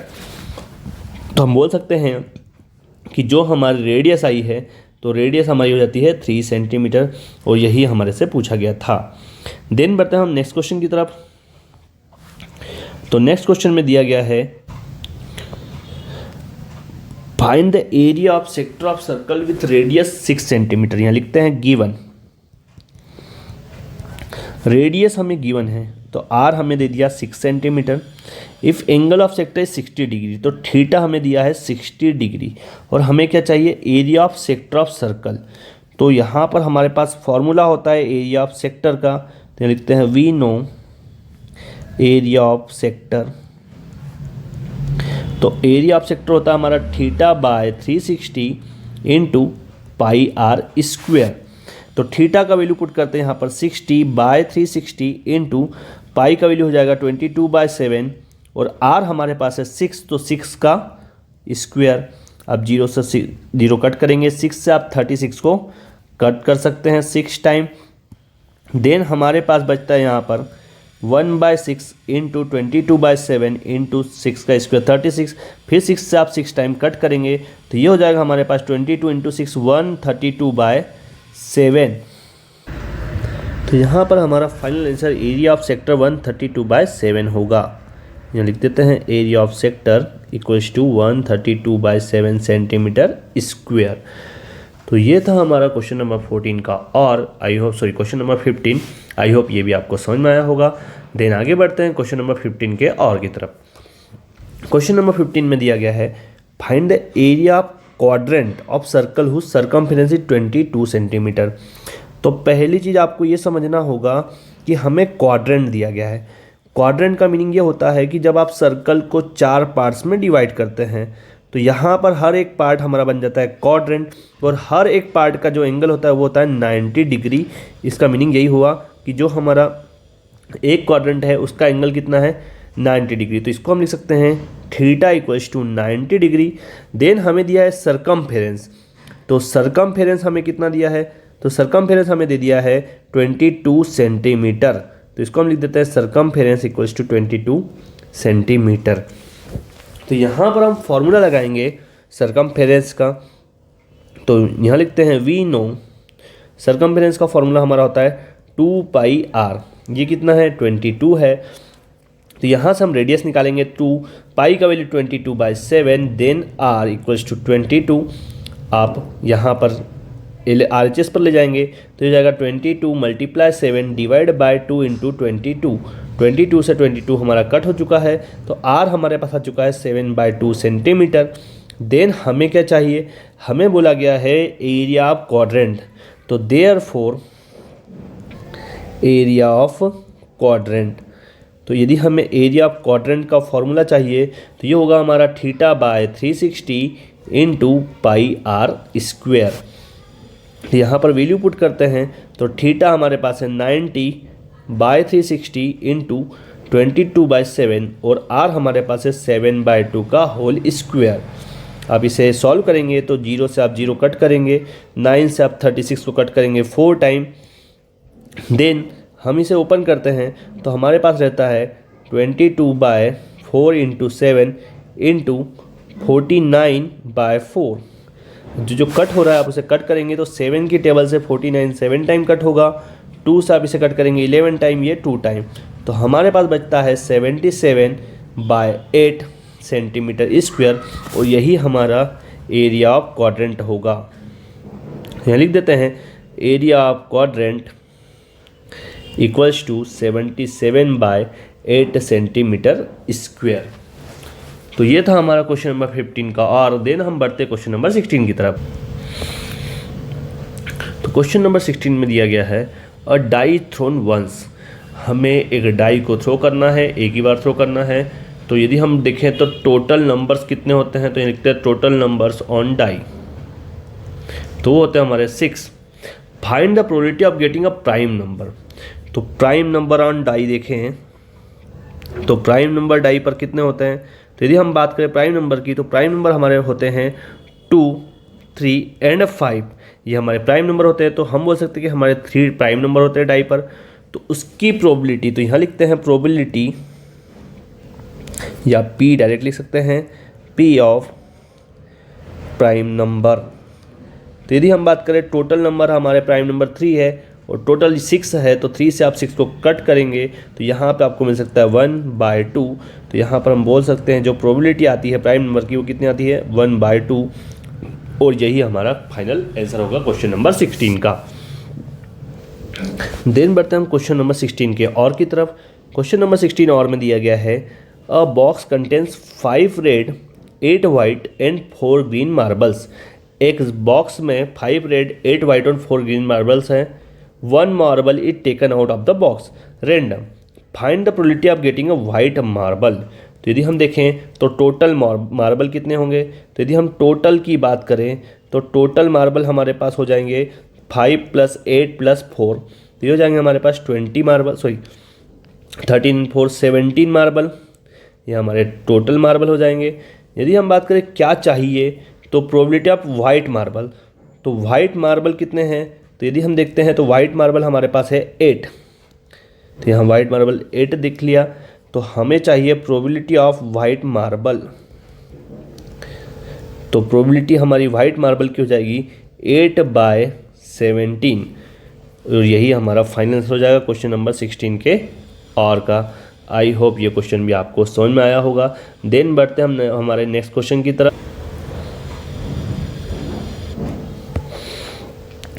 तो नेक्स्ट क्वेश्चन नंबर 17 में दिया गया है यदि if PE = 0.05 then what is the probability of E0। तो यहाँ लिखते हैं गिवन PE। तो PE हमें दिया है 0.05। अब हमें E0 पूछा है, तो यहाँ लिखते हैं V0। हमें पता है कि टोटल प्रोबेबिलिटी कितनी होती है 1 होती है। अब टोटल प्रोबेबिलिटी में 2 चीज़ें आती है, एक तो PE आता है प्लस आता है PE0, ये होता है हमारा 1। तो यदि हम बात करें PE की, तो ये हमारे पास है 0.05 + PE0 = 1। ये +1 आप ले जाएंगे RHS पर, तो ये हो जाएगा हमारा माइनस का, तो 1 - 0.05।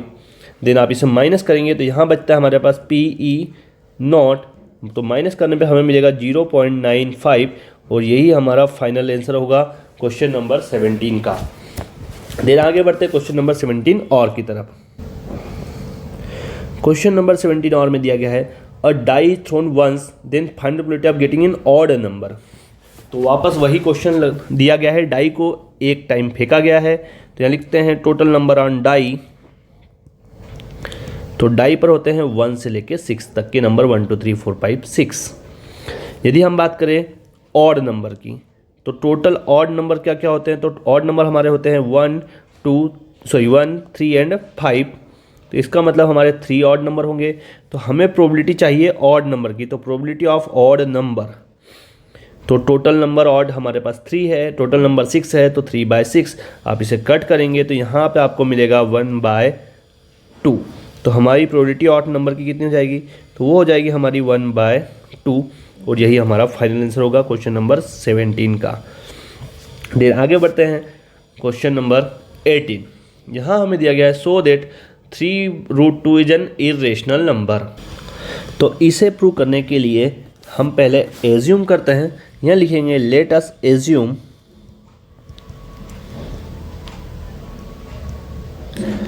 3√2 इज रेशनल। ये हमने एज्यूम कर लिया। अब ये हम जानते हैं कि कोई भी रेशनल नंबर होता है वो p बाई क्यू के फॉर्म में होता है। तो therefore 3√2 equals to p by q where q not equals to 0 and p and q are coprime. p and q क्या होंगे? को प्राइम होंगे। को प्राइम का मतलब होता है कि इनमें कुछ भी कॉमन नहीं होना चाहिए। यदि हम इसको रीअरेंज करें तो ये हो जाएगा √2 equals to p by 3q। ये आपको मिलेगा। यहाँ पर हम 3 को RHS पर ले आए, ये डिवाइड में चले जाएगा। अब यहाँ पर यदि हम देखते हैं तो since 3, p and q are integers, ये सारी चीज़ें क्या है अपने लिए? ये हमारे इंटीजर्स होते हैं। तो हम बोल सकते हैं कि कोई भी इंटीजर है वो रेशनल नंबर होता है। तो यहाँ लिखेंगे therefore p by 3q is rational. कोई भी चीज़ हमारी रेशनल होती है एंड √2 इज रेशनल। ये भी हमारा क्या होगा? रेशनल होगा। बट दिस, यदि हम बात करें, but this contradicts the fact √2 क्या है? तो यदि हम बोल सकते हैं कि √2 तो हमने पढ़ा है इरेशनल होता है, बट यहाँ पर हम क्या बोल रहे हैं कि यदि कोई यहाँ पर रेशनल आ रहा है तो इसका मतलब रेशनल के इक्वल होगा। बट हम जानते हैं कि √2 हमारा क्या है? इरेशनल होता है। तो यहाँ लिखेंगे but this contradicts the fact √2 is irrational. और यदि ये इरेशनल है तो हम पूरा कंक्लूड करेंगे। सो वी कंक्लूड दैट जो हमने एज्यूम किया था वो गलत हो गया। वो गलत हो गया मतलब हमने रेशनल नंबर एज्यूम किया था, बट हम बोल सकते हैं फिर कि जो हमारा 3√2 है वो क्या आ जाएगा? वो इरेशनल आएगा। तो यहाँ लिख देते हैं therefore so we conclude that 3√2 is a irrational number. तो आप इस टाइप से क्वेश्चन नंबर 18 को दिखाएंगे, शो करेंगे। आई होप ये क्वेश्चन भी आपको समझ में आया हो। देन बढ़ते हम नेक्स्ट क्वेश्चन की तरफ। तो क्वेश्चन नंबर 19। क्वेश्चन नंबर 19 में हमें पूछा गया है find the nature of roots of quadratic equation. हमें नेचर ऑफ रूट्स पूछे गए हैं। तो नेचर ऑफ रूट्स निकालने के लिए हमारे पास फॉर्मूला होता है b² - 4ac। ये हमारा फॉर्मूला होता है। अब इस फॉर्मूले की हेल्प से हमें नेचर ऑफ रूट्स निकालने हैं। तो सबसे पहले आप देखेंगे आपके पास a b c क्या है।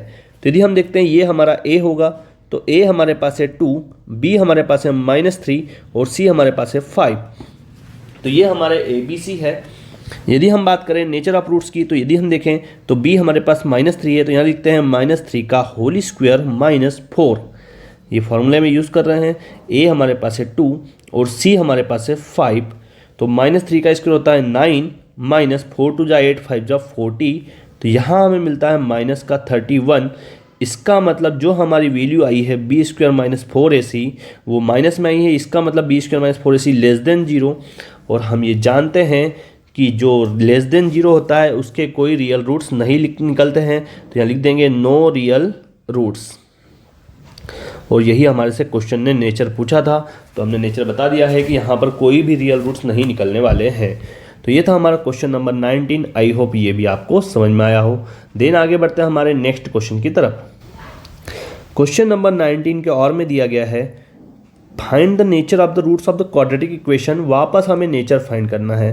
तो पहले हम यहाँ पर लिखते हैं गिवन। यदि हम a देखें तो x² का कोएफिशिएंट 6 है तो a हमारा 6 होगा।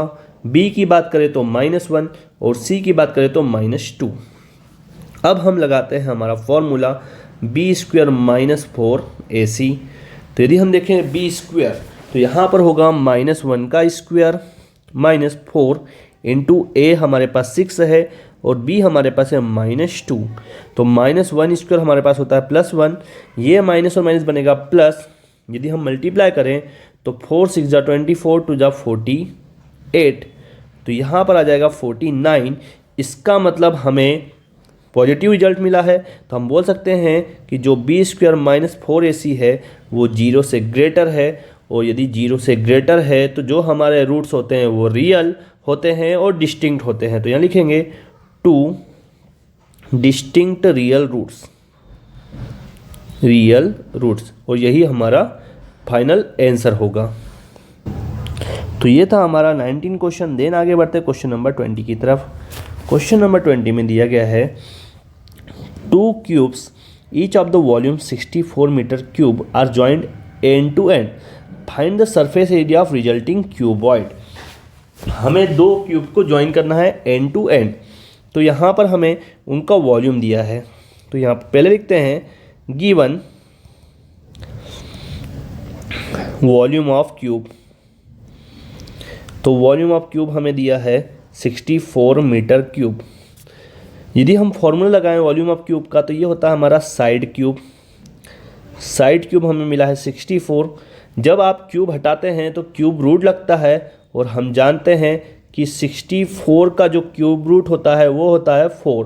तो यहाँ पर हम लिख सकते हैं कि जो साइड आती है वो हमें मिल चुकी है 4 मीटर। ये हमारी क्यूब की साइड हो गई है। अब उसने बोला ऐसे कितने क्यूब है, तो हमें 2 क्यूब दिए गए हैं। तो यदि हम 2 क्यूब्स की बात करें तो अब यहाँ पर क्यूब बनाना तो पॉसिबल नहीं होगा। मैं आपको सीधा से एक्सप्लेन करता हूँ। ये हमारा एक क्यूब है, हमने ये मान लिया ये हमारा दूसरा क्यूब है, इनको हमने एंड टू एंड ज्वाइन कर दिया।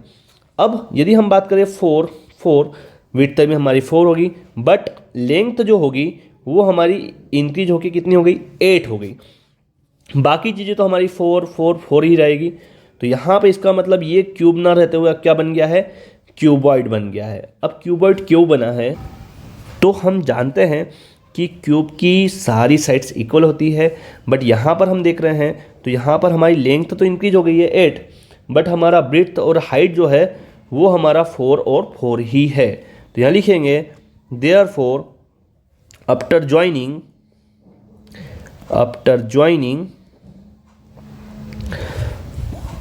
तो ज्वाइनिंग की बात करें, joining 2 cubes, length of cuboid. तो यदि हम लेंथ की बात करेंगे तो लेंथ हमारा हो जाएगा 8 सेंटीमीटर, 4 इस क्यूब का, 4 इस क्यूब का। ब्रेड्थ हमारा एज इट इज 4 सेंटीमीटर होगा, और हाइट भी हमारा कितना होगा, तो हाइट भी होगा हमारा 4 सेंटीमीटर। अब हमें चाहिए सरफेस एरिया ऑफ क्यूबॉइड। तो फॉर्मूला लगाएंगे हम क्यूबॉइड के सरफेस एरिया का। तो लिखते हैं सरफेस एरिया ऑफ क्यूबॉइड। तो सरफेस एरिया ऑफ क्यूबॉइड का हमारा फॉर्मूला होता है 2LB plus BH plus LH। तो यदि हम बात करें 2L हमारे पास है 8, B हमारे पास है 4 प्लस 4 इंटू 4 प्लस 8 इंटू 4, ये हमने वैल्यू पुट कर the length breadth and height की। इसे यदि हम सॉल्व करें तो 8 4 जा होता है हमारा 32 प्लस 16 प्लस 32। आप इन्हें प्लस करेंगे तो यहाँ मिलेगा आपको 80। तो 2 का मल्टीप्लाई 80 में करेंगे तो यहाँ मिलता है आपको 160 मीटर स्क्वायर। तो ये हमारा फाइनल आंसर होगा सरफेस एरिया ऑफ क्यूबॉइड का। तो ये था हमारा क्वेश्चन नंबर 20। आई होप ये क्वेश्चन भी आपको समझ में आया होगा। देन बढ़ते हैं हम हमारे नेक्स्ट क्वेश्चन की तरफ, क्वेश्चन नंबर 20 के और की तरफ। क्वेश्चन नंबर 20 और में दिया गया है a solid is in the shape of cone standing on a hemisphere with the both their radii being equal to 1 centimeter and height of the cone is equal to its radius। तो पहले हमें जो बोला गया है उस हिसाब से हम पहले डायग्राम एक ड्रॉ कर लेते हैं, इसका रफली डायग्राम। तो हमें बोला गया है कि कोई आपका कोण है जो किसके ऊपर रखा हुआ है, वो हमारा हेमिस्फीयर के ऊपर रखा है। तो पहले हम बनाते हैं हेमिस्फीयर। तो यदि हम हेमिस्फीयर ड्रॉ कर रहे हैं तो इसको हम कुछ इस प्रकार से ड्रॉ करेंगे, हेमिस्फीयर को थोड़ा सा इस प्रकार से हमारा हेमिस्फीयर होगा।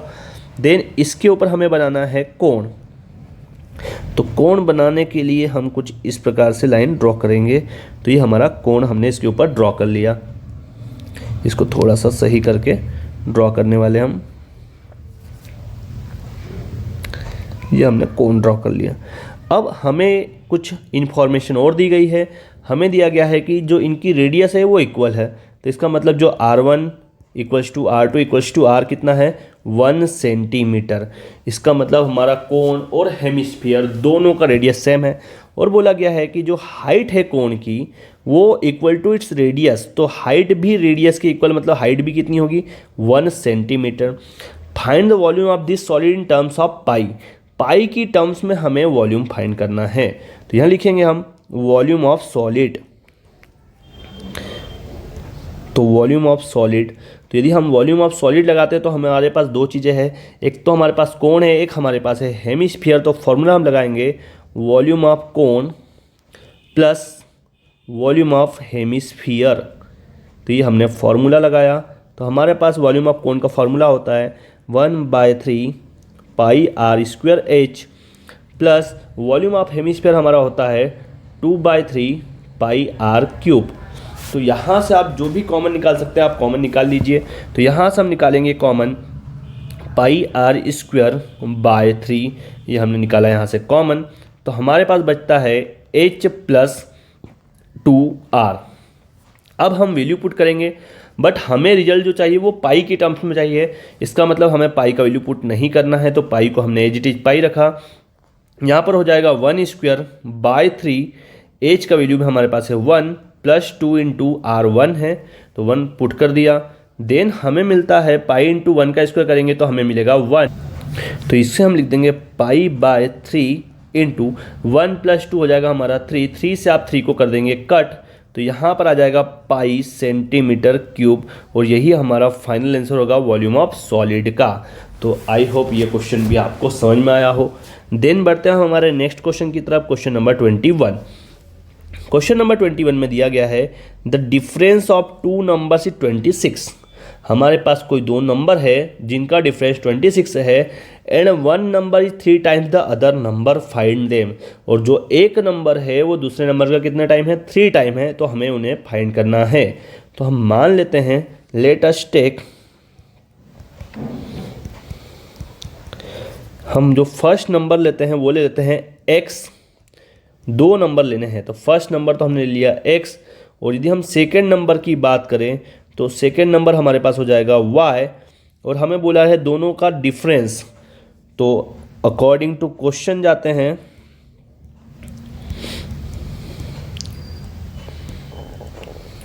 तो दोनों का डिफरेंस देखें तो x minus y equals to 26, और इसको हम दे देंगे इक्वेशन नंबर फर्स्ट।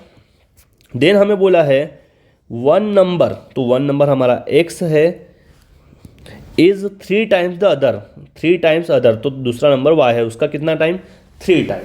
तो इसे हम दे देंगे इक्वेशन नंबर सेकेंड, और आपको पुट करना है इक्वेशन सेकेंड का वैल्यू इक्वेशन फर्स्ट में। तो लिखना है value put in equation first from second. तो सेकेंड से हम पुट कर रहे हैं फर्स्ट में, तो यहाँ पर आप देखेंगे आपके पास x का वैल्यू कितना है, 3y है, तो इसे हम पुट करेंगे फर्स्ट में, तो ये हो जाएगा 3y minus y equals to 26। तो 3y में से आप y माइनस करेंगे तो ये हो जाएगा 2y इक्वल्स टू 26।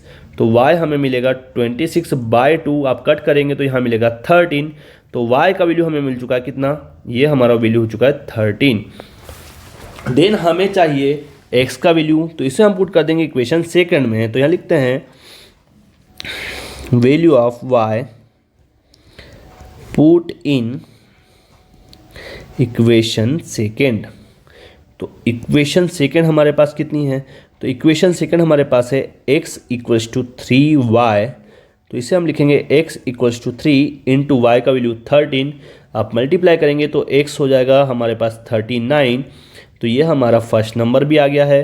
तो यदि हम देखें तो फर्स्ट नंबर हमारे पास कितना आया, तो फर्स्ट नंबर की बात करें तो वो आया है 39, और सेकंड हमारा y था, तो सेकंड नंबर हमारा आया है 13, और यही हमारे से क्वेश्चन ने पूछा था। तो ये हमने दो नंबर हमारे फाइंड कर लिए हैं। देन नेक्स्ट क्वेश्चन की तरफ जाते हैं। तो हमें दिया गया है solve the pair of linear equations, हमें इन इक्वेशंस को सॉल्व करना है। अब लीनियर इक्वेशंस को सॉल्व करने के लिए हमारे पास दो मेथड होती है, एक होता है एलिमिनेशन, एक होता है सब्स्टिट्यूशन। आप किसी से भी सॉल्व कर सकते हैं। तो पहले हम इसे अरेंज करेंगे। तो इसे अरेंज करने के लिए एक्स वाई वाली टर्म को हम एक साइड लिखेंगे, और जो विदाउट एक्स वाली है ये -4 है, ये RHS पर जाके हो जाएगा प्लस का 4, ये आपका हो जाएगा इक्वेशन फर्स्ट। देन यहाँ बात करेंगे तो 9x, आप 2y को LHS पर लाएंगे तो माइनस का 2y इक्वल्स टू 7, और ये हो जाएगा हमारा इक्वेशन नंबर सेकेंड। तो ये हमारा फर्स्ट एंड सेकेंड आ गया है।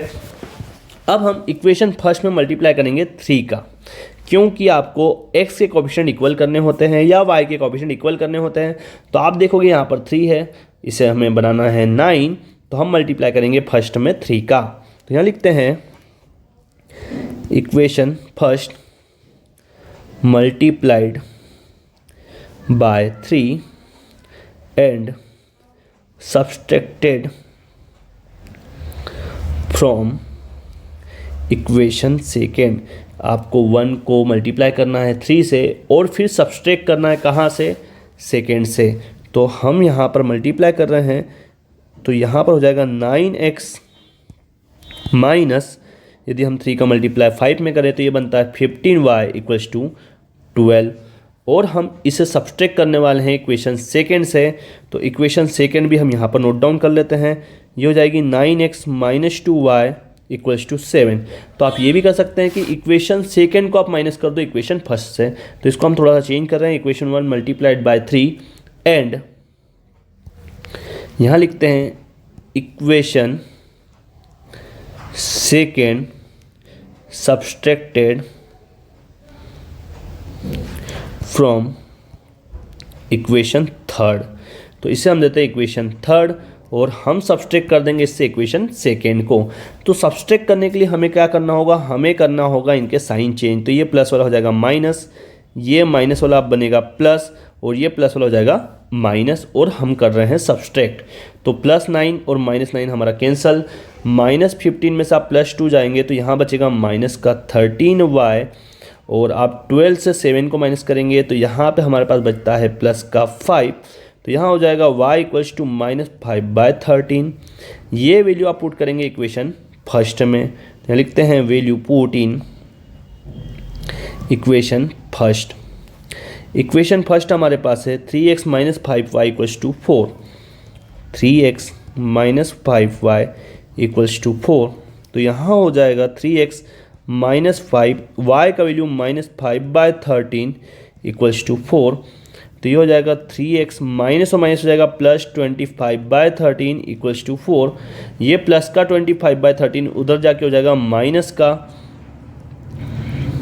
देन आपके पास बचता है 3x इक्वल्स टू 13। हमारा एलसीएम 13 4 जब 52 माइनस 25, आप जब माइनस करेंगे तो ये हो जाएगा हमारे पास 27/13। तो जो 3 है वो आपका मल्टीप्लाई वाला चला जाएगा डिवाइड में, तो यहाँ हो जाएगा 27/13 इंटू 3 से आप 27 को कट करेंगे, ये बचेगा 9। तो x हो जाएगा हमारे पास 9/13 और यही हमारा x का फाइनल आंसर होगा। तो ये थे हमारे x और y के वैल्यू। आई होप ये भी आपको समझ में आए होंगे। देन हम बढ़ते हैं हमारे नेक्स्ट क्वेश्चन नंबर 22 की तरफ। क्वेश्चन नंबर 22 में दिया गया है a tower is standing vertically on the ground from a point on the ground which is 50 metre away from the foot of the tower. एक हमारा टावर है वो वर्टिकली ग्राउंड पर खड़ा हुआ है, तो इसके लिए हम बनाते हैं इसका डायग्राम। पहले हमने एक ग्राउंड बनाया, इसके ऊपर हम बनाने वाले हैं टावर। तो ये हमने बना लिया टावर। देन हमें बोला गया है कि from a point on the ground, एक कोई पॉइंट है एक ग्राउंड पर, यहाँ पर हम एक पॉइंट ले लेते हैं ग्राउंड पर। ये हमने पॉइंट ले लिया जो कि कितना है 15 metre away from the foot of tower. तो ये फुट ऑफ टावर से 15 मीटर दूर पर है। The angle of elevation of the top of tower is 60 degree.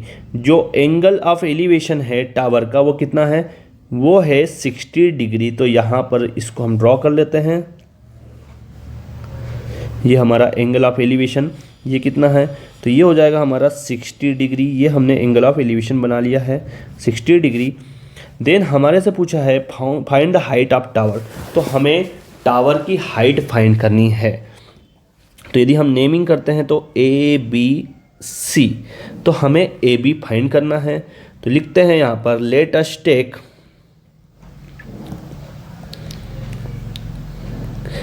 AB is a tower and BC is distance between foot of tower and point। तो point और foot of tower के बीच की distance हमने कितनी ली है BC। तो यदि हम देखें तो BC हमारे पास कितना है 15 मीटर। और यदि हम देखें थीटा एंगल हमें 60 डिग्री दिया है, तो यहाँ पर हम लगाएंगे हमारा फॉर्मूला tan थीटा का। तो यहाँ लिखेंगे वी नो tan थीटा हमारा होता है परपेंडिकुलर बाय बेस तो यदि हम देखें परपेंडिकुलर ए बी नज़र आ रहा है, बेस हमारे पास है बी सी, तो 10 60 ए बी का यदि वैल्यू पुट करते हैं तो ए बी हमें फाइंड करना है और बी सी हमारे पास है 15, तो 10 60 का वैल्यू होता है √3 equals to A B by 15। आप ले जाएंगे इसे मल्टीप्लाई में, तो 15 √3 इक्वल्स टू ए बी, और यही हमारी हाइट ऑफ टावर होगी। तो यहाँ लिख देंगे therefore height of tower equals to 15 √3 centimetre. तो ये था हमारा क्वेश्चन नंबर 22। आई होप ये भी क्वेश्चन आपको समझ में आया हो। देन बढ़ते हैं हम हमारे नेक्स्ट क्वेश्चन की तरफ। तो नेक्स्ट क्वेश्चन नंबर 22 का और दिया गया है, from the top of 7 metre high building. तो पहले हमें जितना बोला गया है उससे हम ड्रॉ कर लेते हैं। एक 7 मीटर हाई बिल्डिंग हमें ड्रॉ करनी है। तो यहाँ पर हम एक ग्राउंड बनाते हैं, इसके ऊपर हम 7 मीटर हाई बिल्डिंग लेते हैं। ये हमने 7 मीटर हाई बिल्डिंग ले ली, इसे हम लिख देते हैं यहाँ तक कि जो हाइट है हमारी वो है 7 metre. The angle of elevation of the top of cable tower is 60 degree. तो यहाँ से angle of elevation cable tower कितना है 60 डिग्री। तो यहाँ पर हमें एक केबल टावर भी ड्रॉ करनी होगी। तो यहाँ से हम एक केबल टावर ड्रॉ कर देते हैं जिसका एंगल ऑफ एलिवेशन कितना है 60 डिग्री। तो ये हमने एंगल ऑफ एलिवेशन बना लिया है कितना 60 डिग्री। तो यहाँ पर हम लिख देते हैं ये एंगल ऑफ एलिवेशन, इसका मतलब ये हमारा 60 डिग्री आ गया।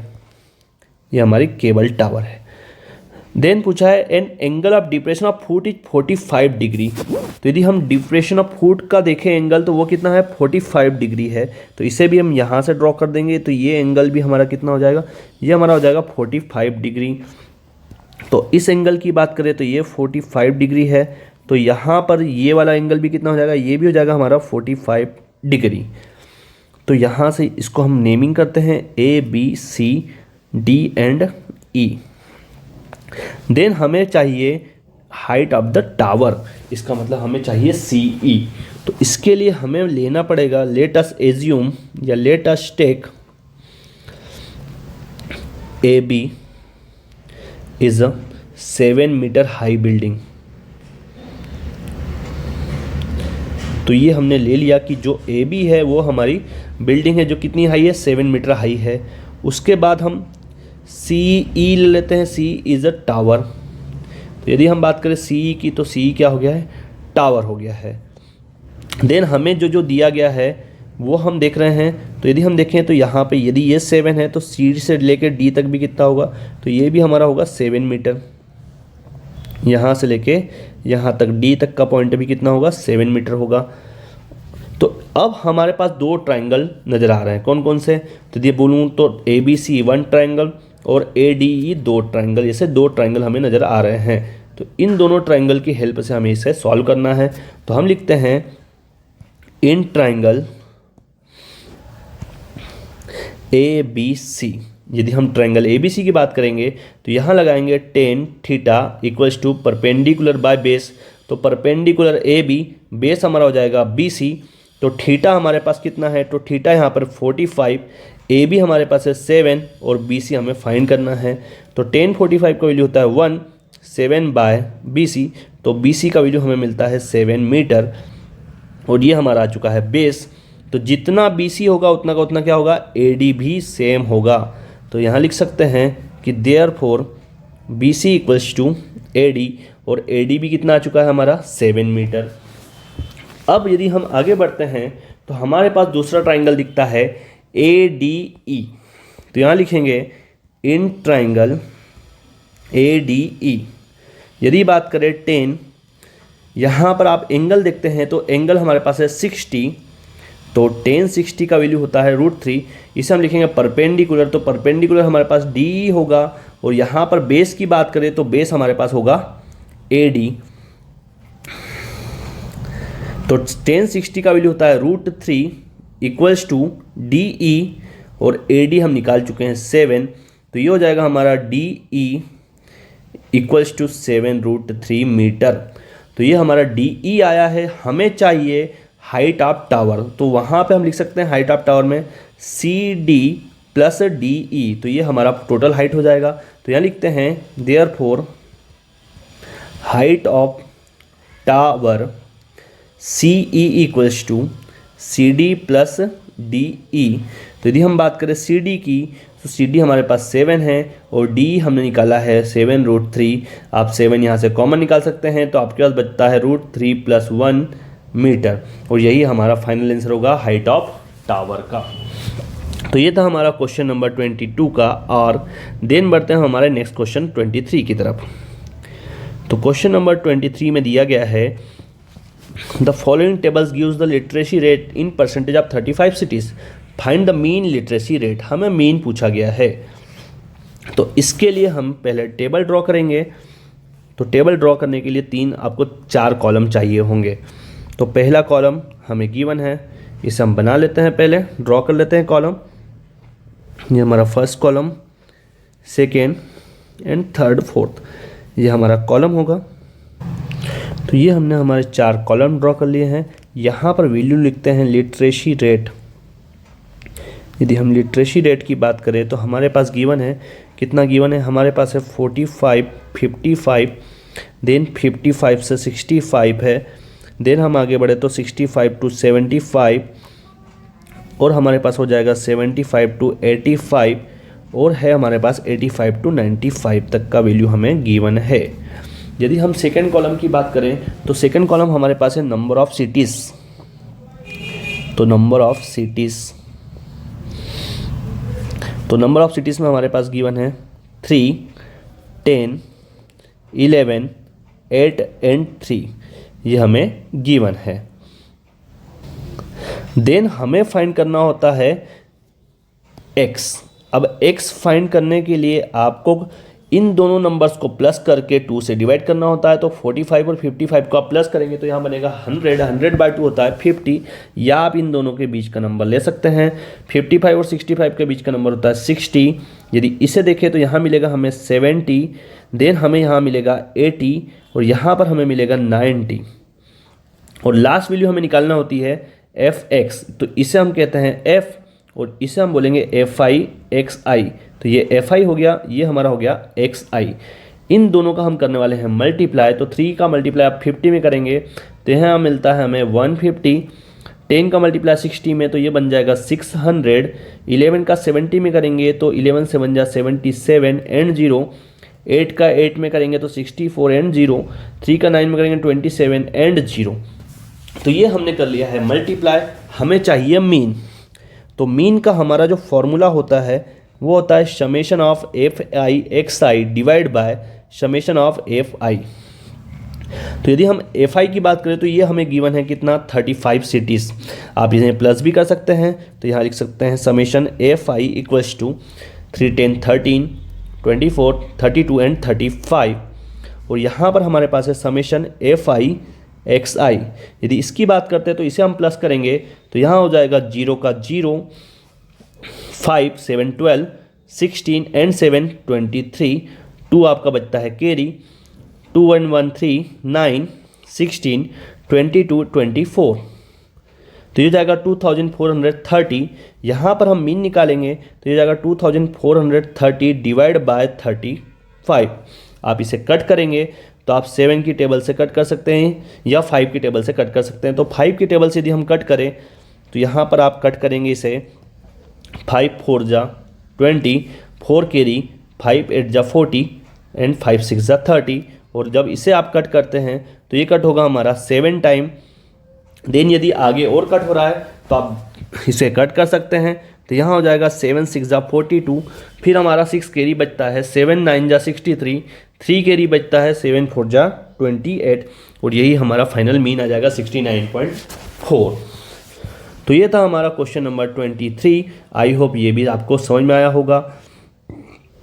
देन हम बढ़ते हैं हमारे आज के लास्ट क्वेश्चन और हमारे पेपर के भी लास्ट क्वेश्चन की तरफ, क्वेश्चन नंबर 23 का। और यहाँ पर दिया गया है the following data gives the information on the observed life times of 225 electrical components, determine the mode life times of components. तो हमें मोड फाइंड करना है, तो आपको सिर्फ इतना ध्यान रखना है कि मोड का फॉर्मूला, तो मोड का हमारा फॉर्मूला होता है L plus F1 minus F0 divide by 2F1 minus F0 minus F2 into H। ये हमारा मोड का होता है फॉर्मूला। अब इस मोड के फॉर्मूले में आप वैल्यूज़ कैसे ढूंढेंगे? तो आपको ये पता है कि जो सबसे ज़्यादा नंबर मार्क्स लाता है एग्ज़ाम में वो आता है फर्स्ट। तो आपको देखना है कि फ्रीक्वेंसी सबसे ज़्यादा किसकी दिख रही है। तो ये हमारी फ्रीक्वेंसी 61 सबसे ज़्यादा है। इसका मतलब हम बोल देंगे ये आया है फर्स्ट, तो इसे हम बोल देते हैं F1। F1 हमारे पास आया है 61। देन यहाँ पर आप देखते हैं कि 1 के पहले नंबर आता है 0, तो 0 नंबर वाला हो जाएगा F0 52, और 1 के बाद नंबर आता है 2, तो यहाँ पर F2 हो जाएगा हमारे पास 38। तो इस प्रकार से आप 0, 1 और F2 तो निकाल सकते हैं। अब आपको चाहिए L। तो हमने ये देखा है कि जो भी हाईएस्ट नंबर लाता है उसी की बात सुनी जाती है, उसी से सब राय ली जाती है। तो हम देखते हैं कि यहाँ पर 61 के सामने लोएस्ट नंबर कितना है, 60 है, तो उसी से राय लेंगे कि भैया एल कौन होना चाहिए। तो वो बोल देगा भैया मेरे 60 को बनाओ एल। तो यहाँ से हम एल बना देंगे 60 को, तो एल हो गया हमारे पास 60। देन हमें चाहिए एच। तो एच का वैल्यू देखा जाए तो इन दोनों का डिफरेंस, तो 60 और 80 का डिफरेंस आप देखेंगे तो 20 आ रहा है, तो यहाँ लिख देंगे एच इक्वल्स टू 20। अब हम हमारा फॉर्मूले में पुट करते हैं, तो हम लगाते हैं एल का लिखा है यहाँ पर 60 प्लस F1 की बात करें तो ये हमारे पास है 61 माइनस ऊपर है F0, तो ये हो जाएगा 52 डिवाइड बाय 2 इंटू F1 की बात करेंगे तो 61 माइनस F0 हमारे पास है 52 माइनस F2 है 38 और H हम लिखेंगे 20। तो यहाँ पर हो जाएगा 60 प्लस 61 में से आप 52 माइनस करेंगे तो 9, आप मल्टीप्लाई करेंगे 122 माइनस 52 माइनस 38 इंटू 20। जब आप माइनस करेंगे तो यहाँ पर आपके पास बचता है 9 इंटू 20 डिवाइड बाय, जब माइनस करते हो 70 में से 38 माइनस करेंगे तो ये बचेगा 32। 4 से कट किया 5 टाइम, ये 8 टाइम, तो यहाँ हो जाता है 60 प्लस 45/8। अब आप 8 से डिवाइड कर सकते हैं 45 को, तो जब हम 8 से डिवाइड करते हैं 45 को तो 8 5 जा 40, 5 कैरी, यहाँ पर बचता है 8 6 जा 48, 2 कैरी और बचेगा 8 2 जा 16, 2 कैरी और यहाँ पर 4 कैरी और ये हो जाएगा 5 6 2 5। आप इसे डिवाइड करके देख सकते हैं, ये आपको रफ में करना है। 8 5 जा 40, 5 कैरी, पॉइंट लगाया, 0 लगाया, 8 6 जा 48, 2 कैरी, 0 लगाया, 8 2 जा 16, 4 कैरी, 0 लगाया, 8 5 जा 45। तो इस टाइप से आप डिवाइड कर सकते हैं। देन इन दोनों को हमको करना है प्लस, तो ये हो जाएगा हमारा 60 प्लस 5 तो 65.625 और यही हमारा मोड का फाइनल आंसर होगा क्वेश्चन नंबर 23 के और का। तो ये था हमारा क्वेश्चन नंबर 23। आई होप ये भी आपको समझ में आया हो। तो ये आज हमने पूरा सैम्पल पेपर सॉल्व किया जो कि आपकी वेबसाइट पे दिया गया था। आई होप आपको सारे क्वेश्चन समझ में आए होंगे। इसमें आपको किसी भी प्रकार का कुछ भी डाउट होता है तो आप कमेंट सेक्शन में लिख सकते हैं। और भी ऐसे वीडियो आते रहेंगे तो लाइक शेयर एंड सब्सक्राइब करना ना भूलें। Thank you so much.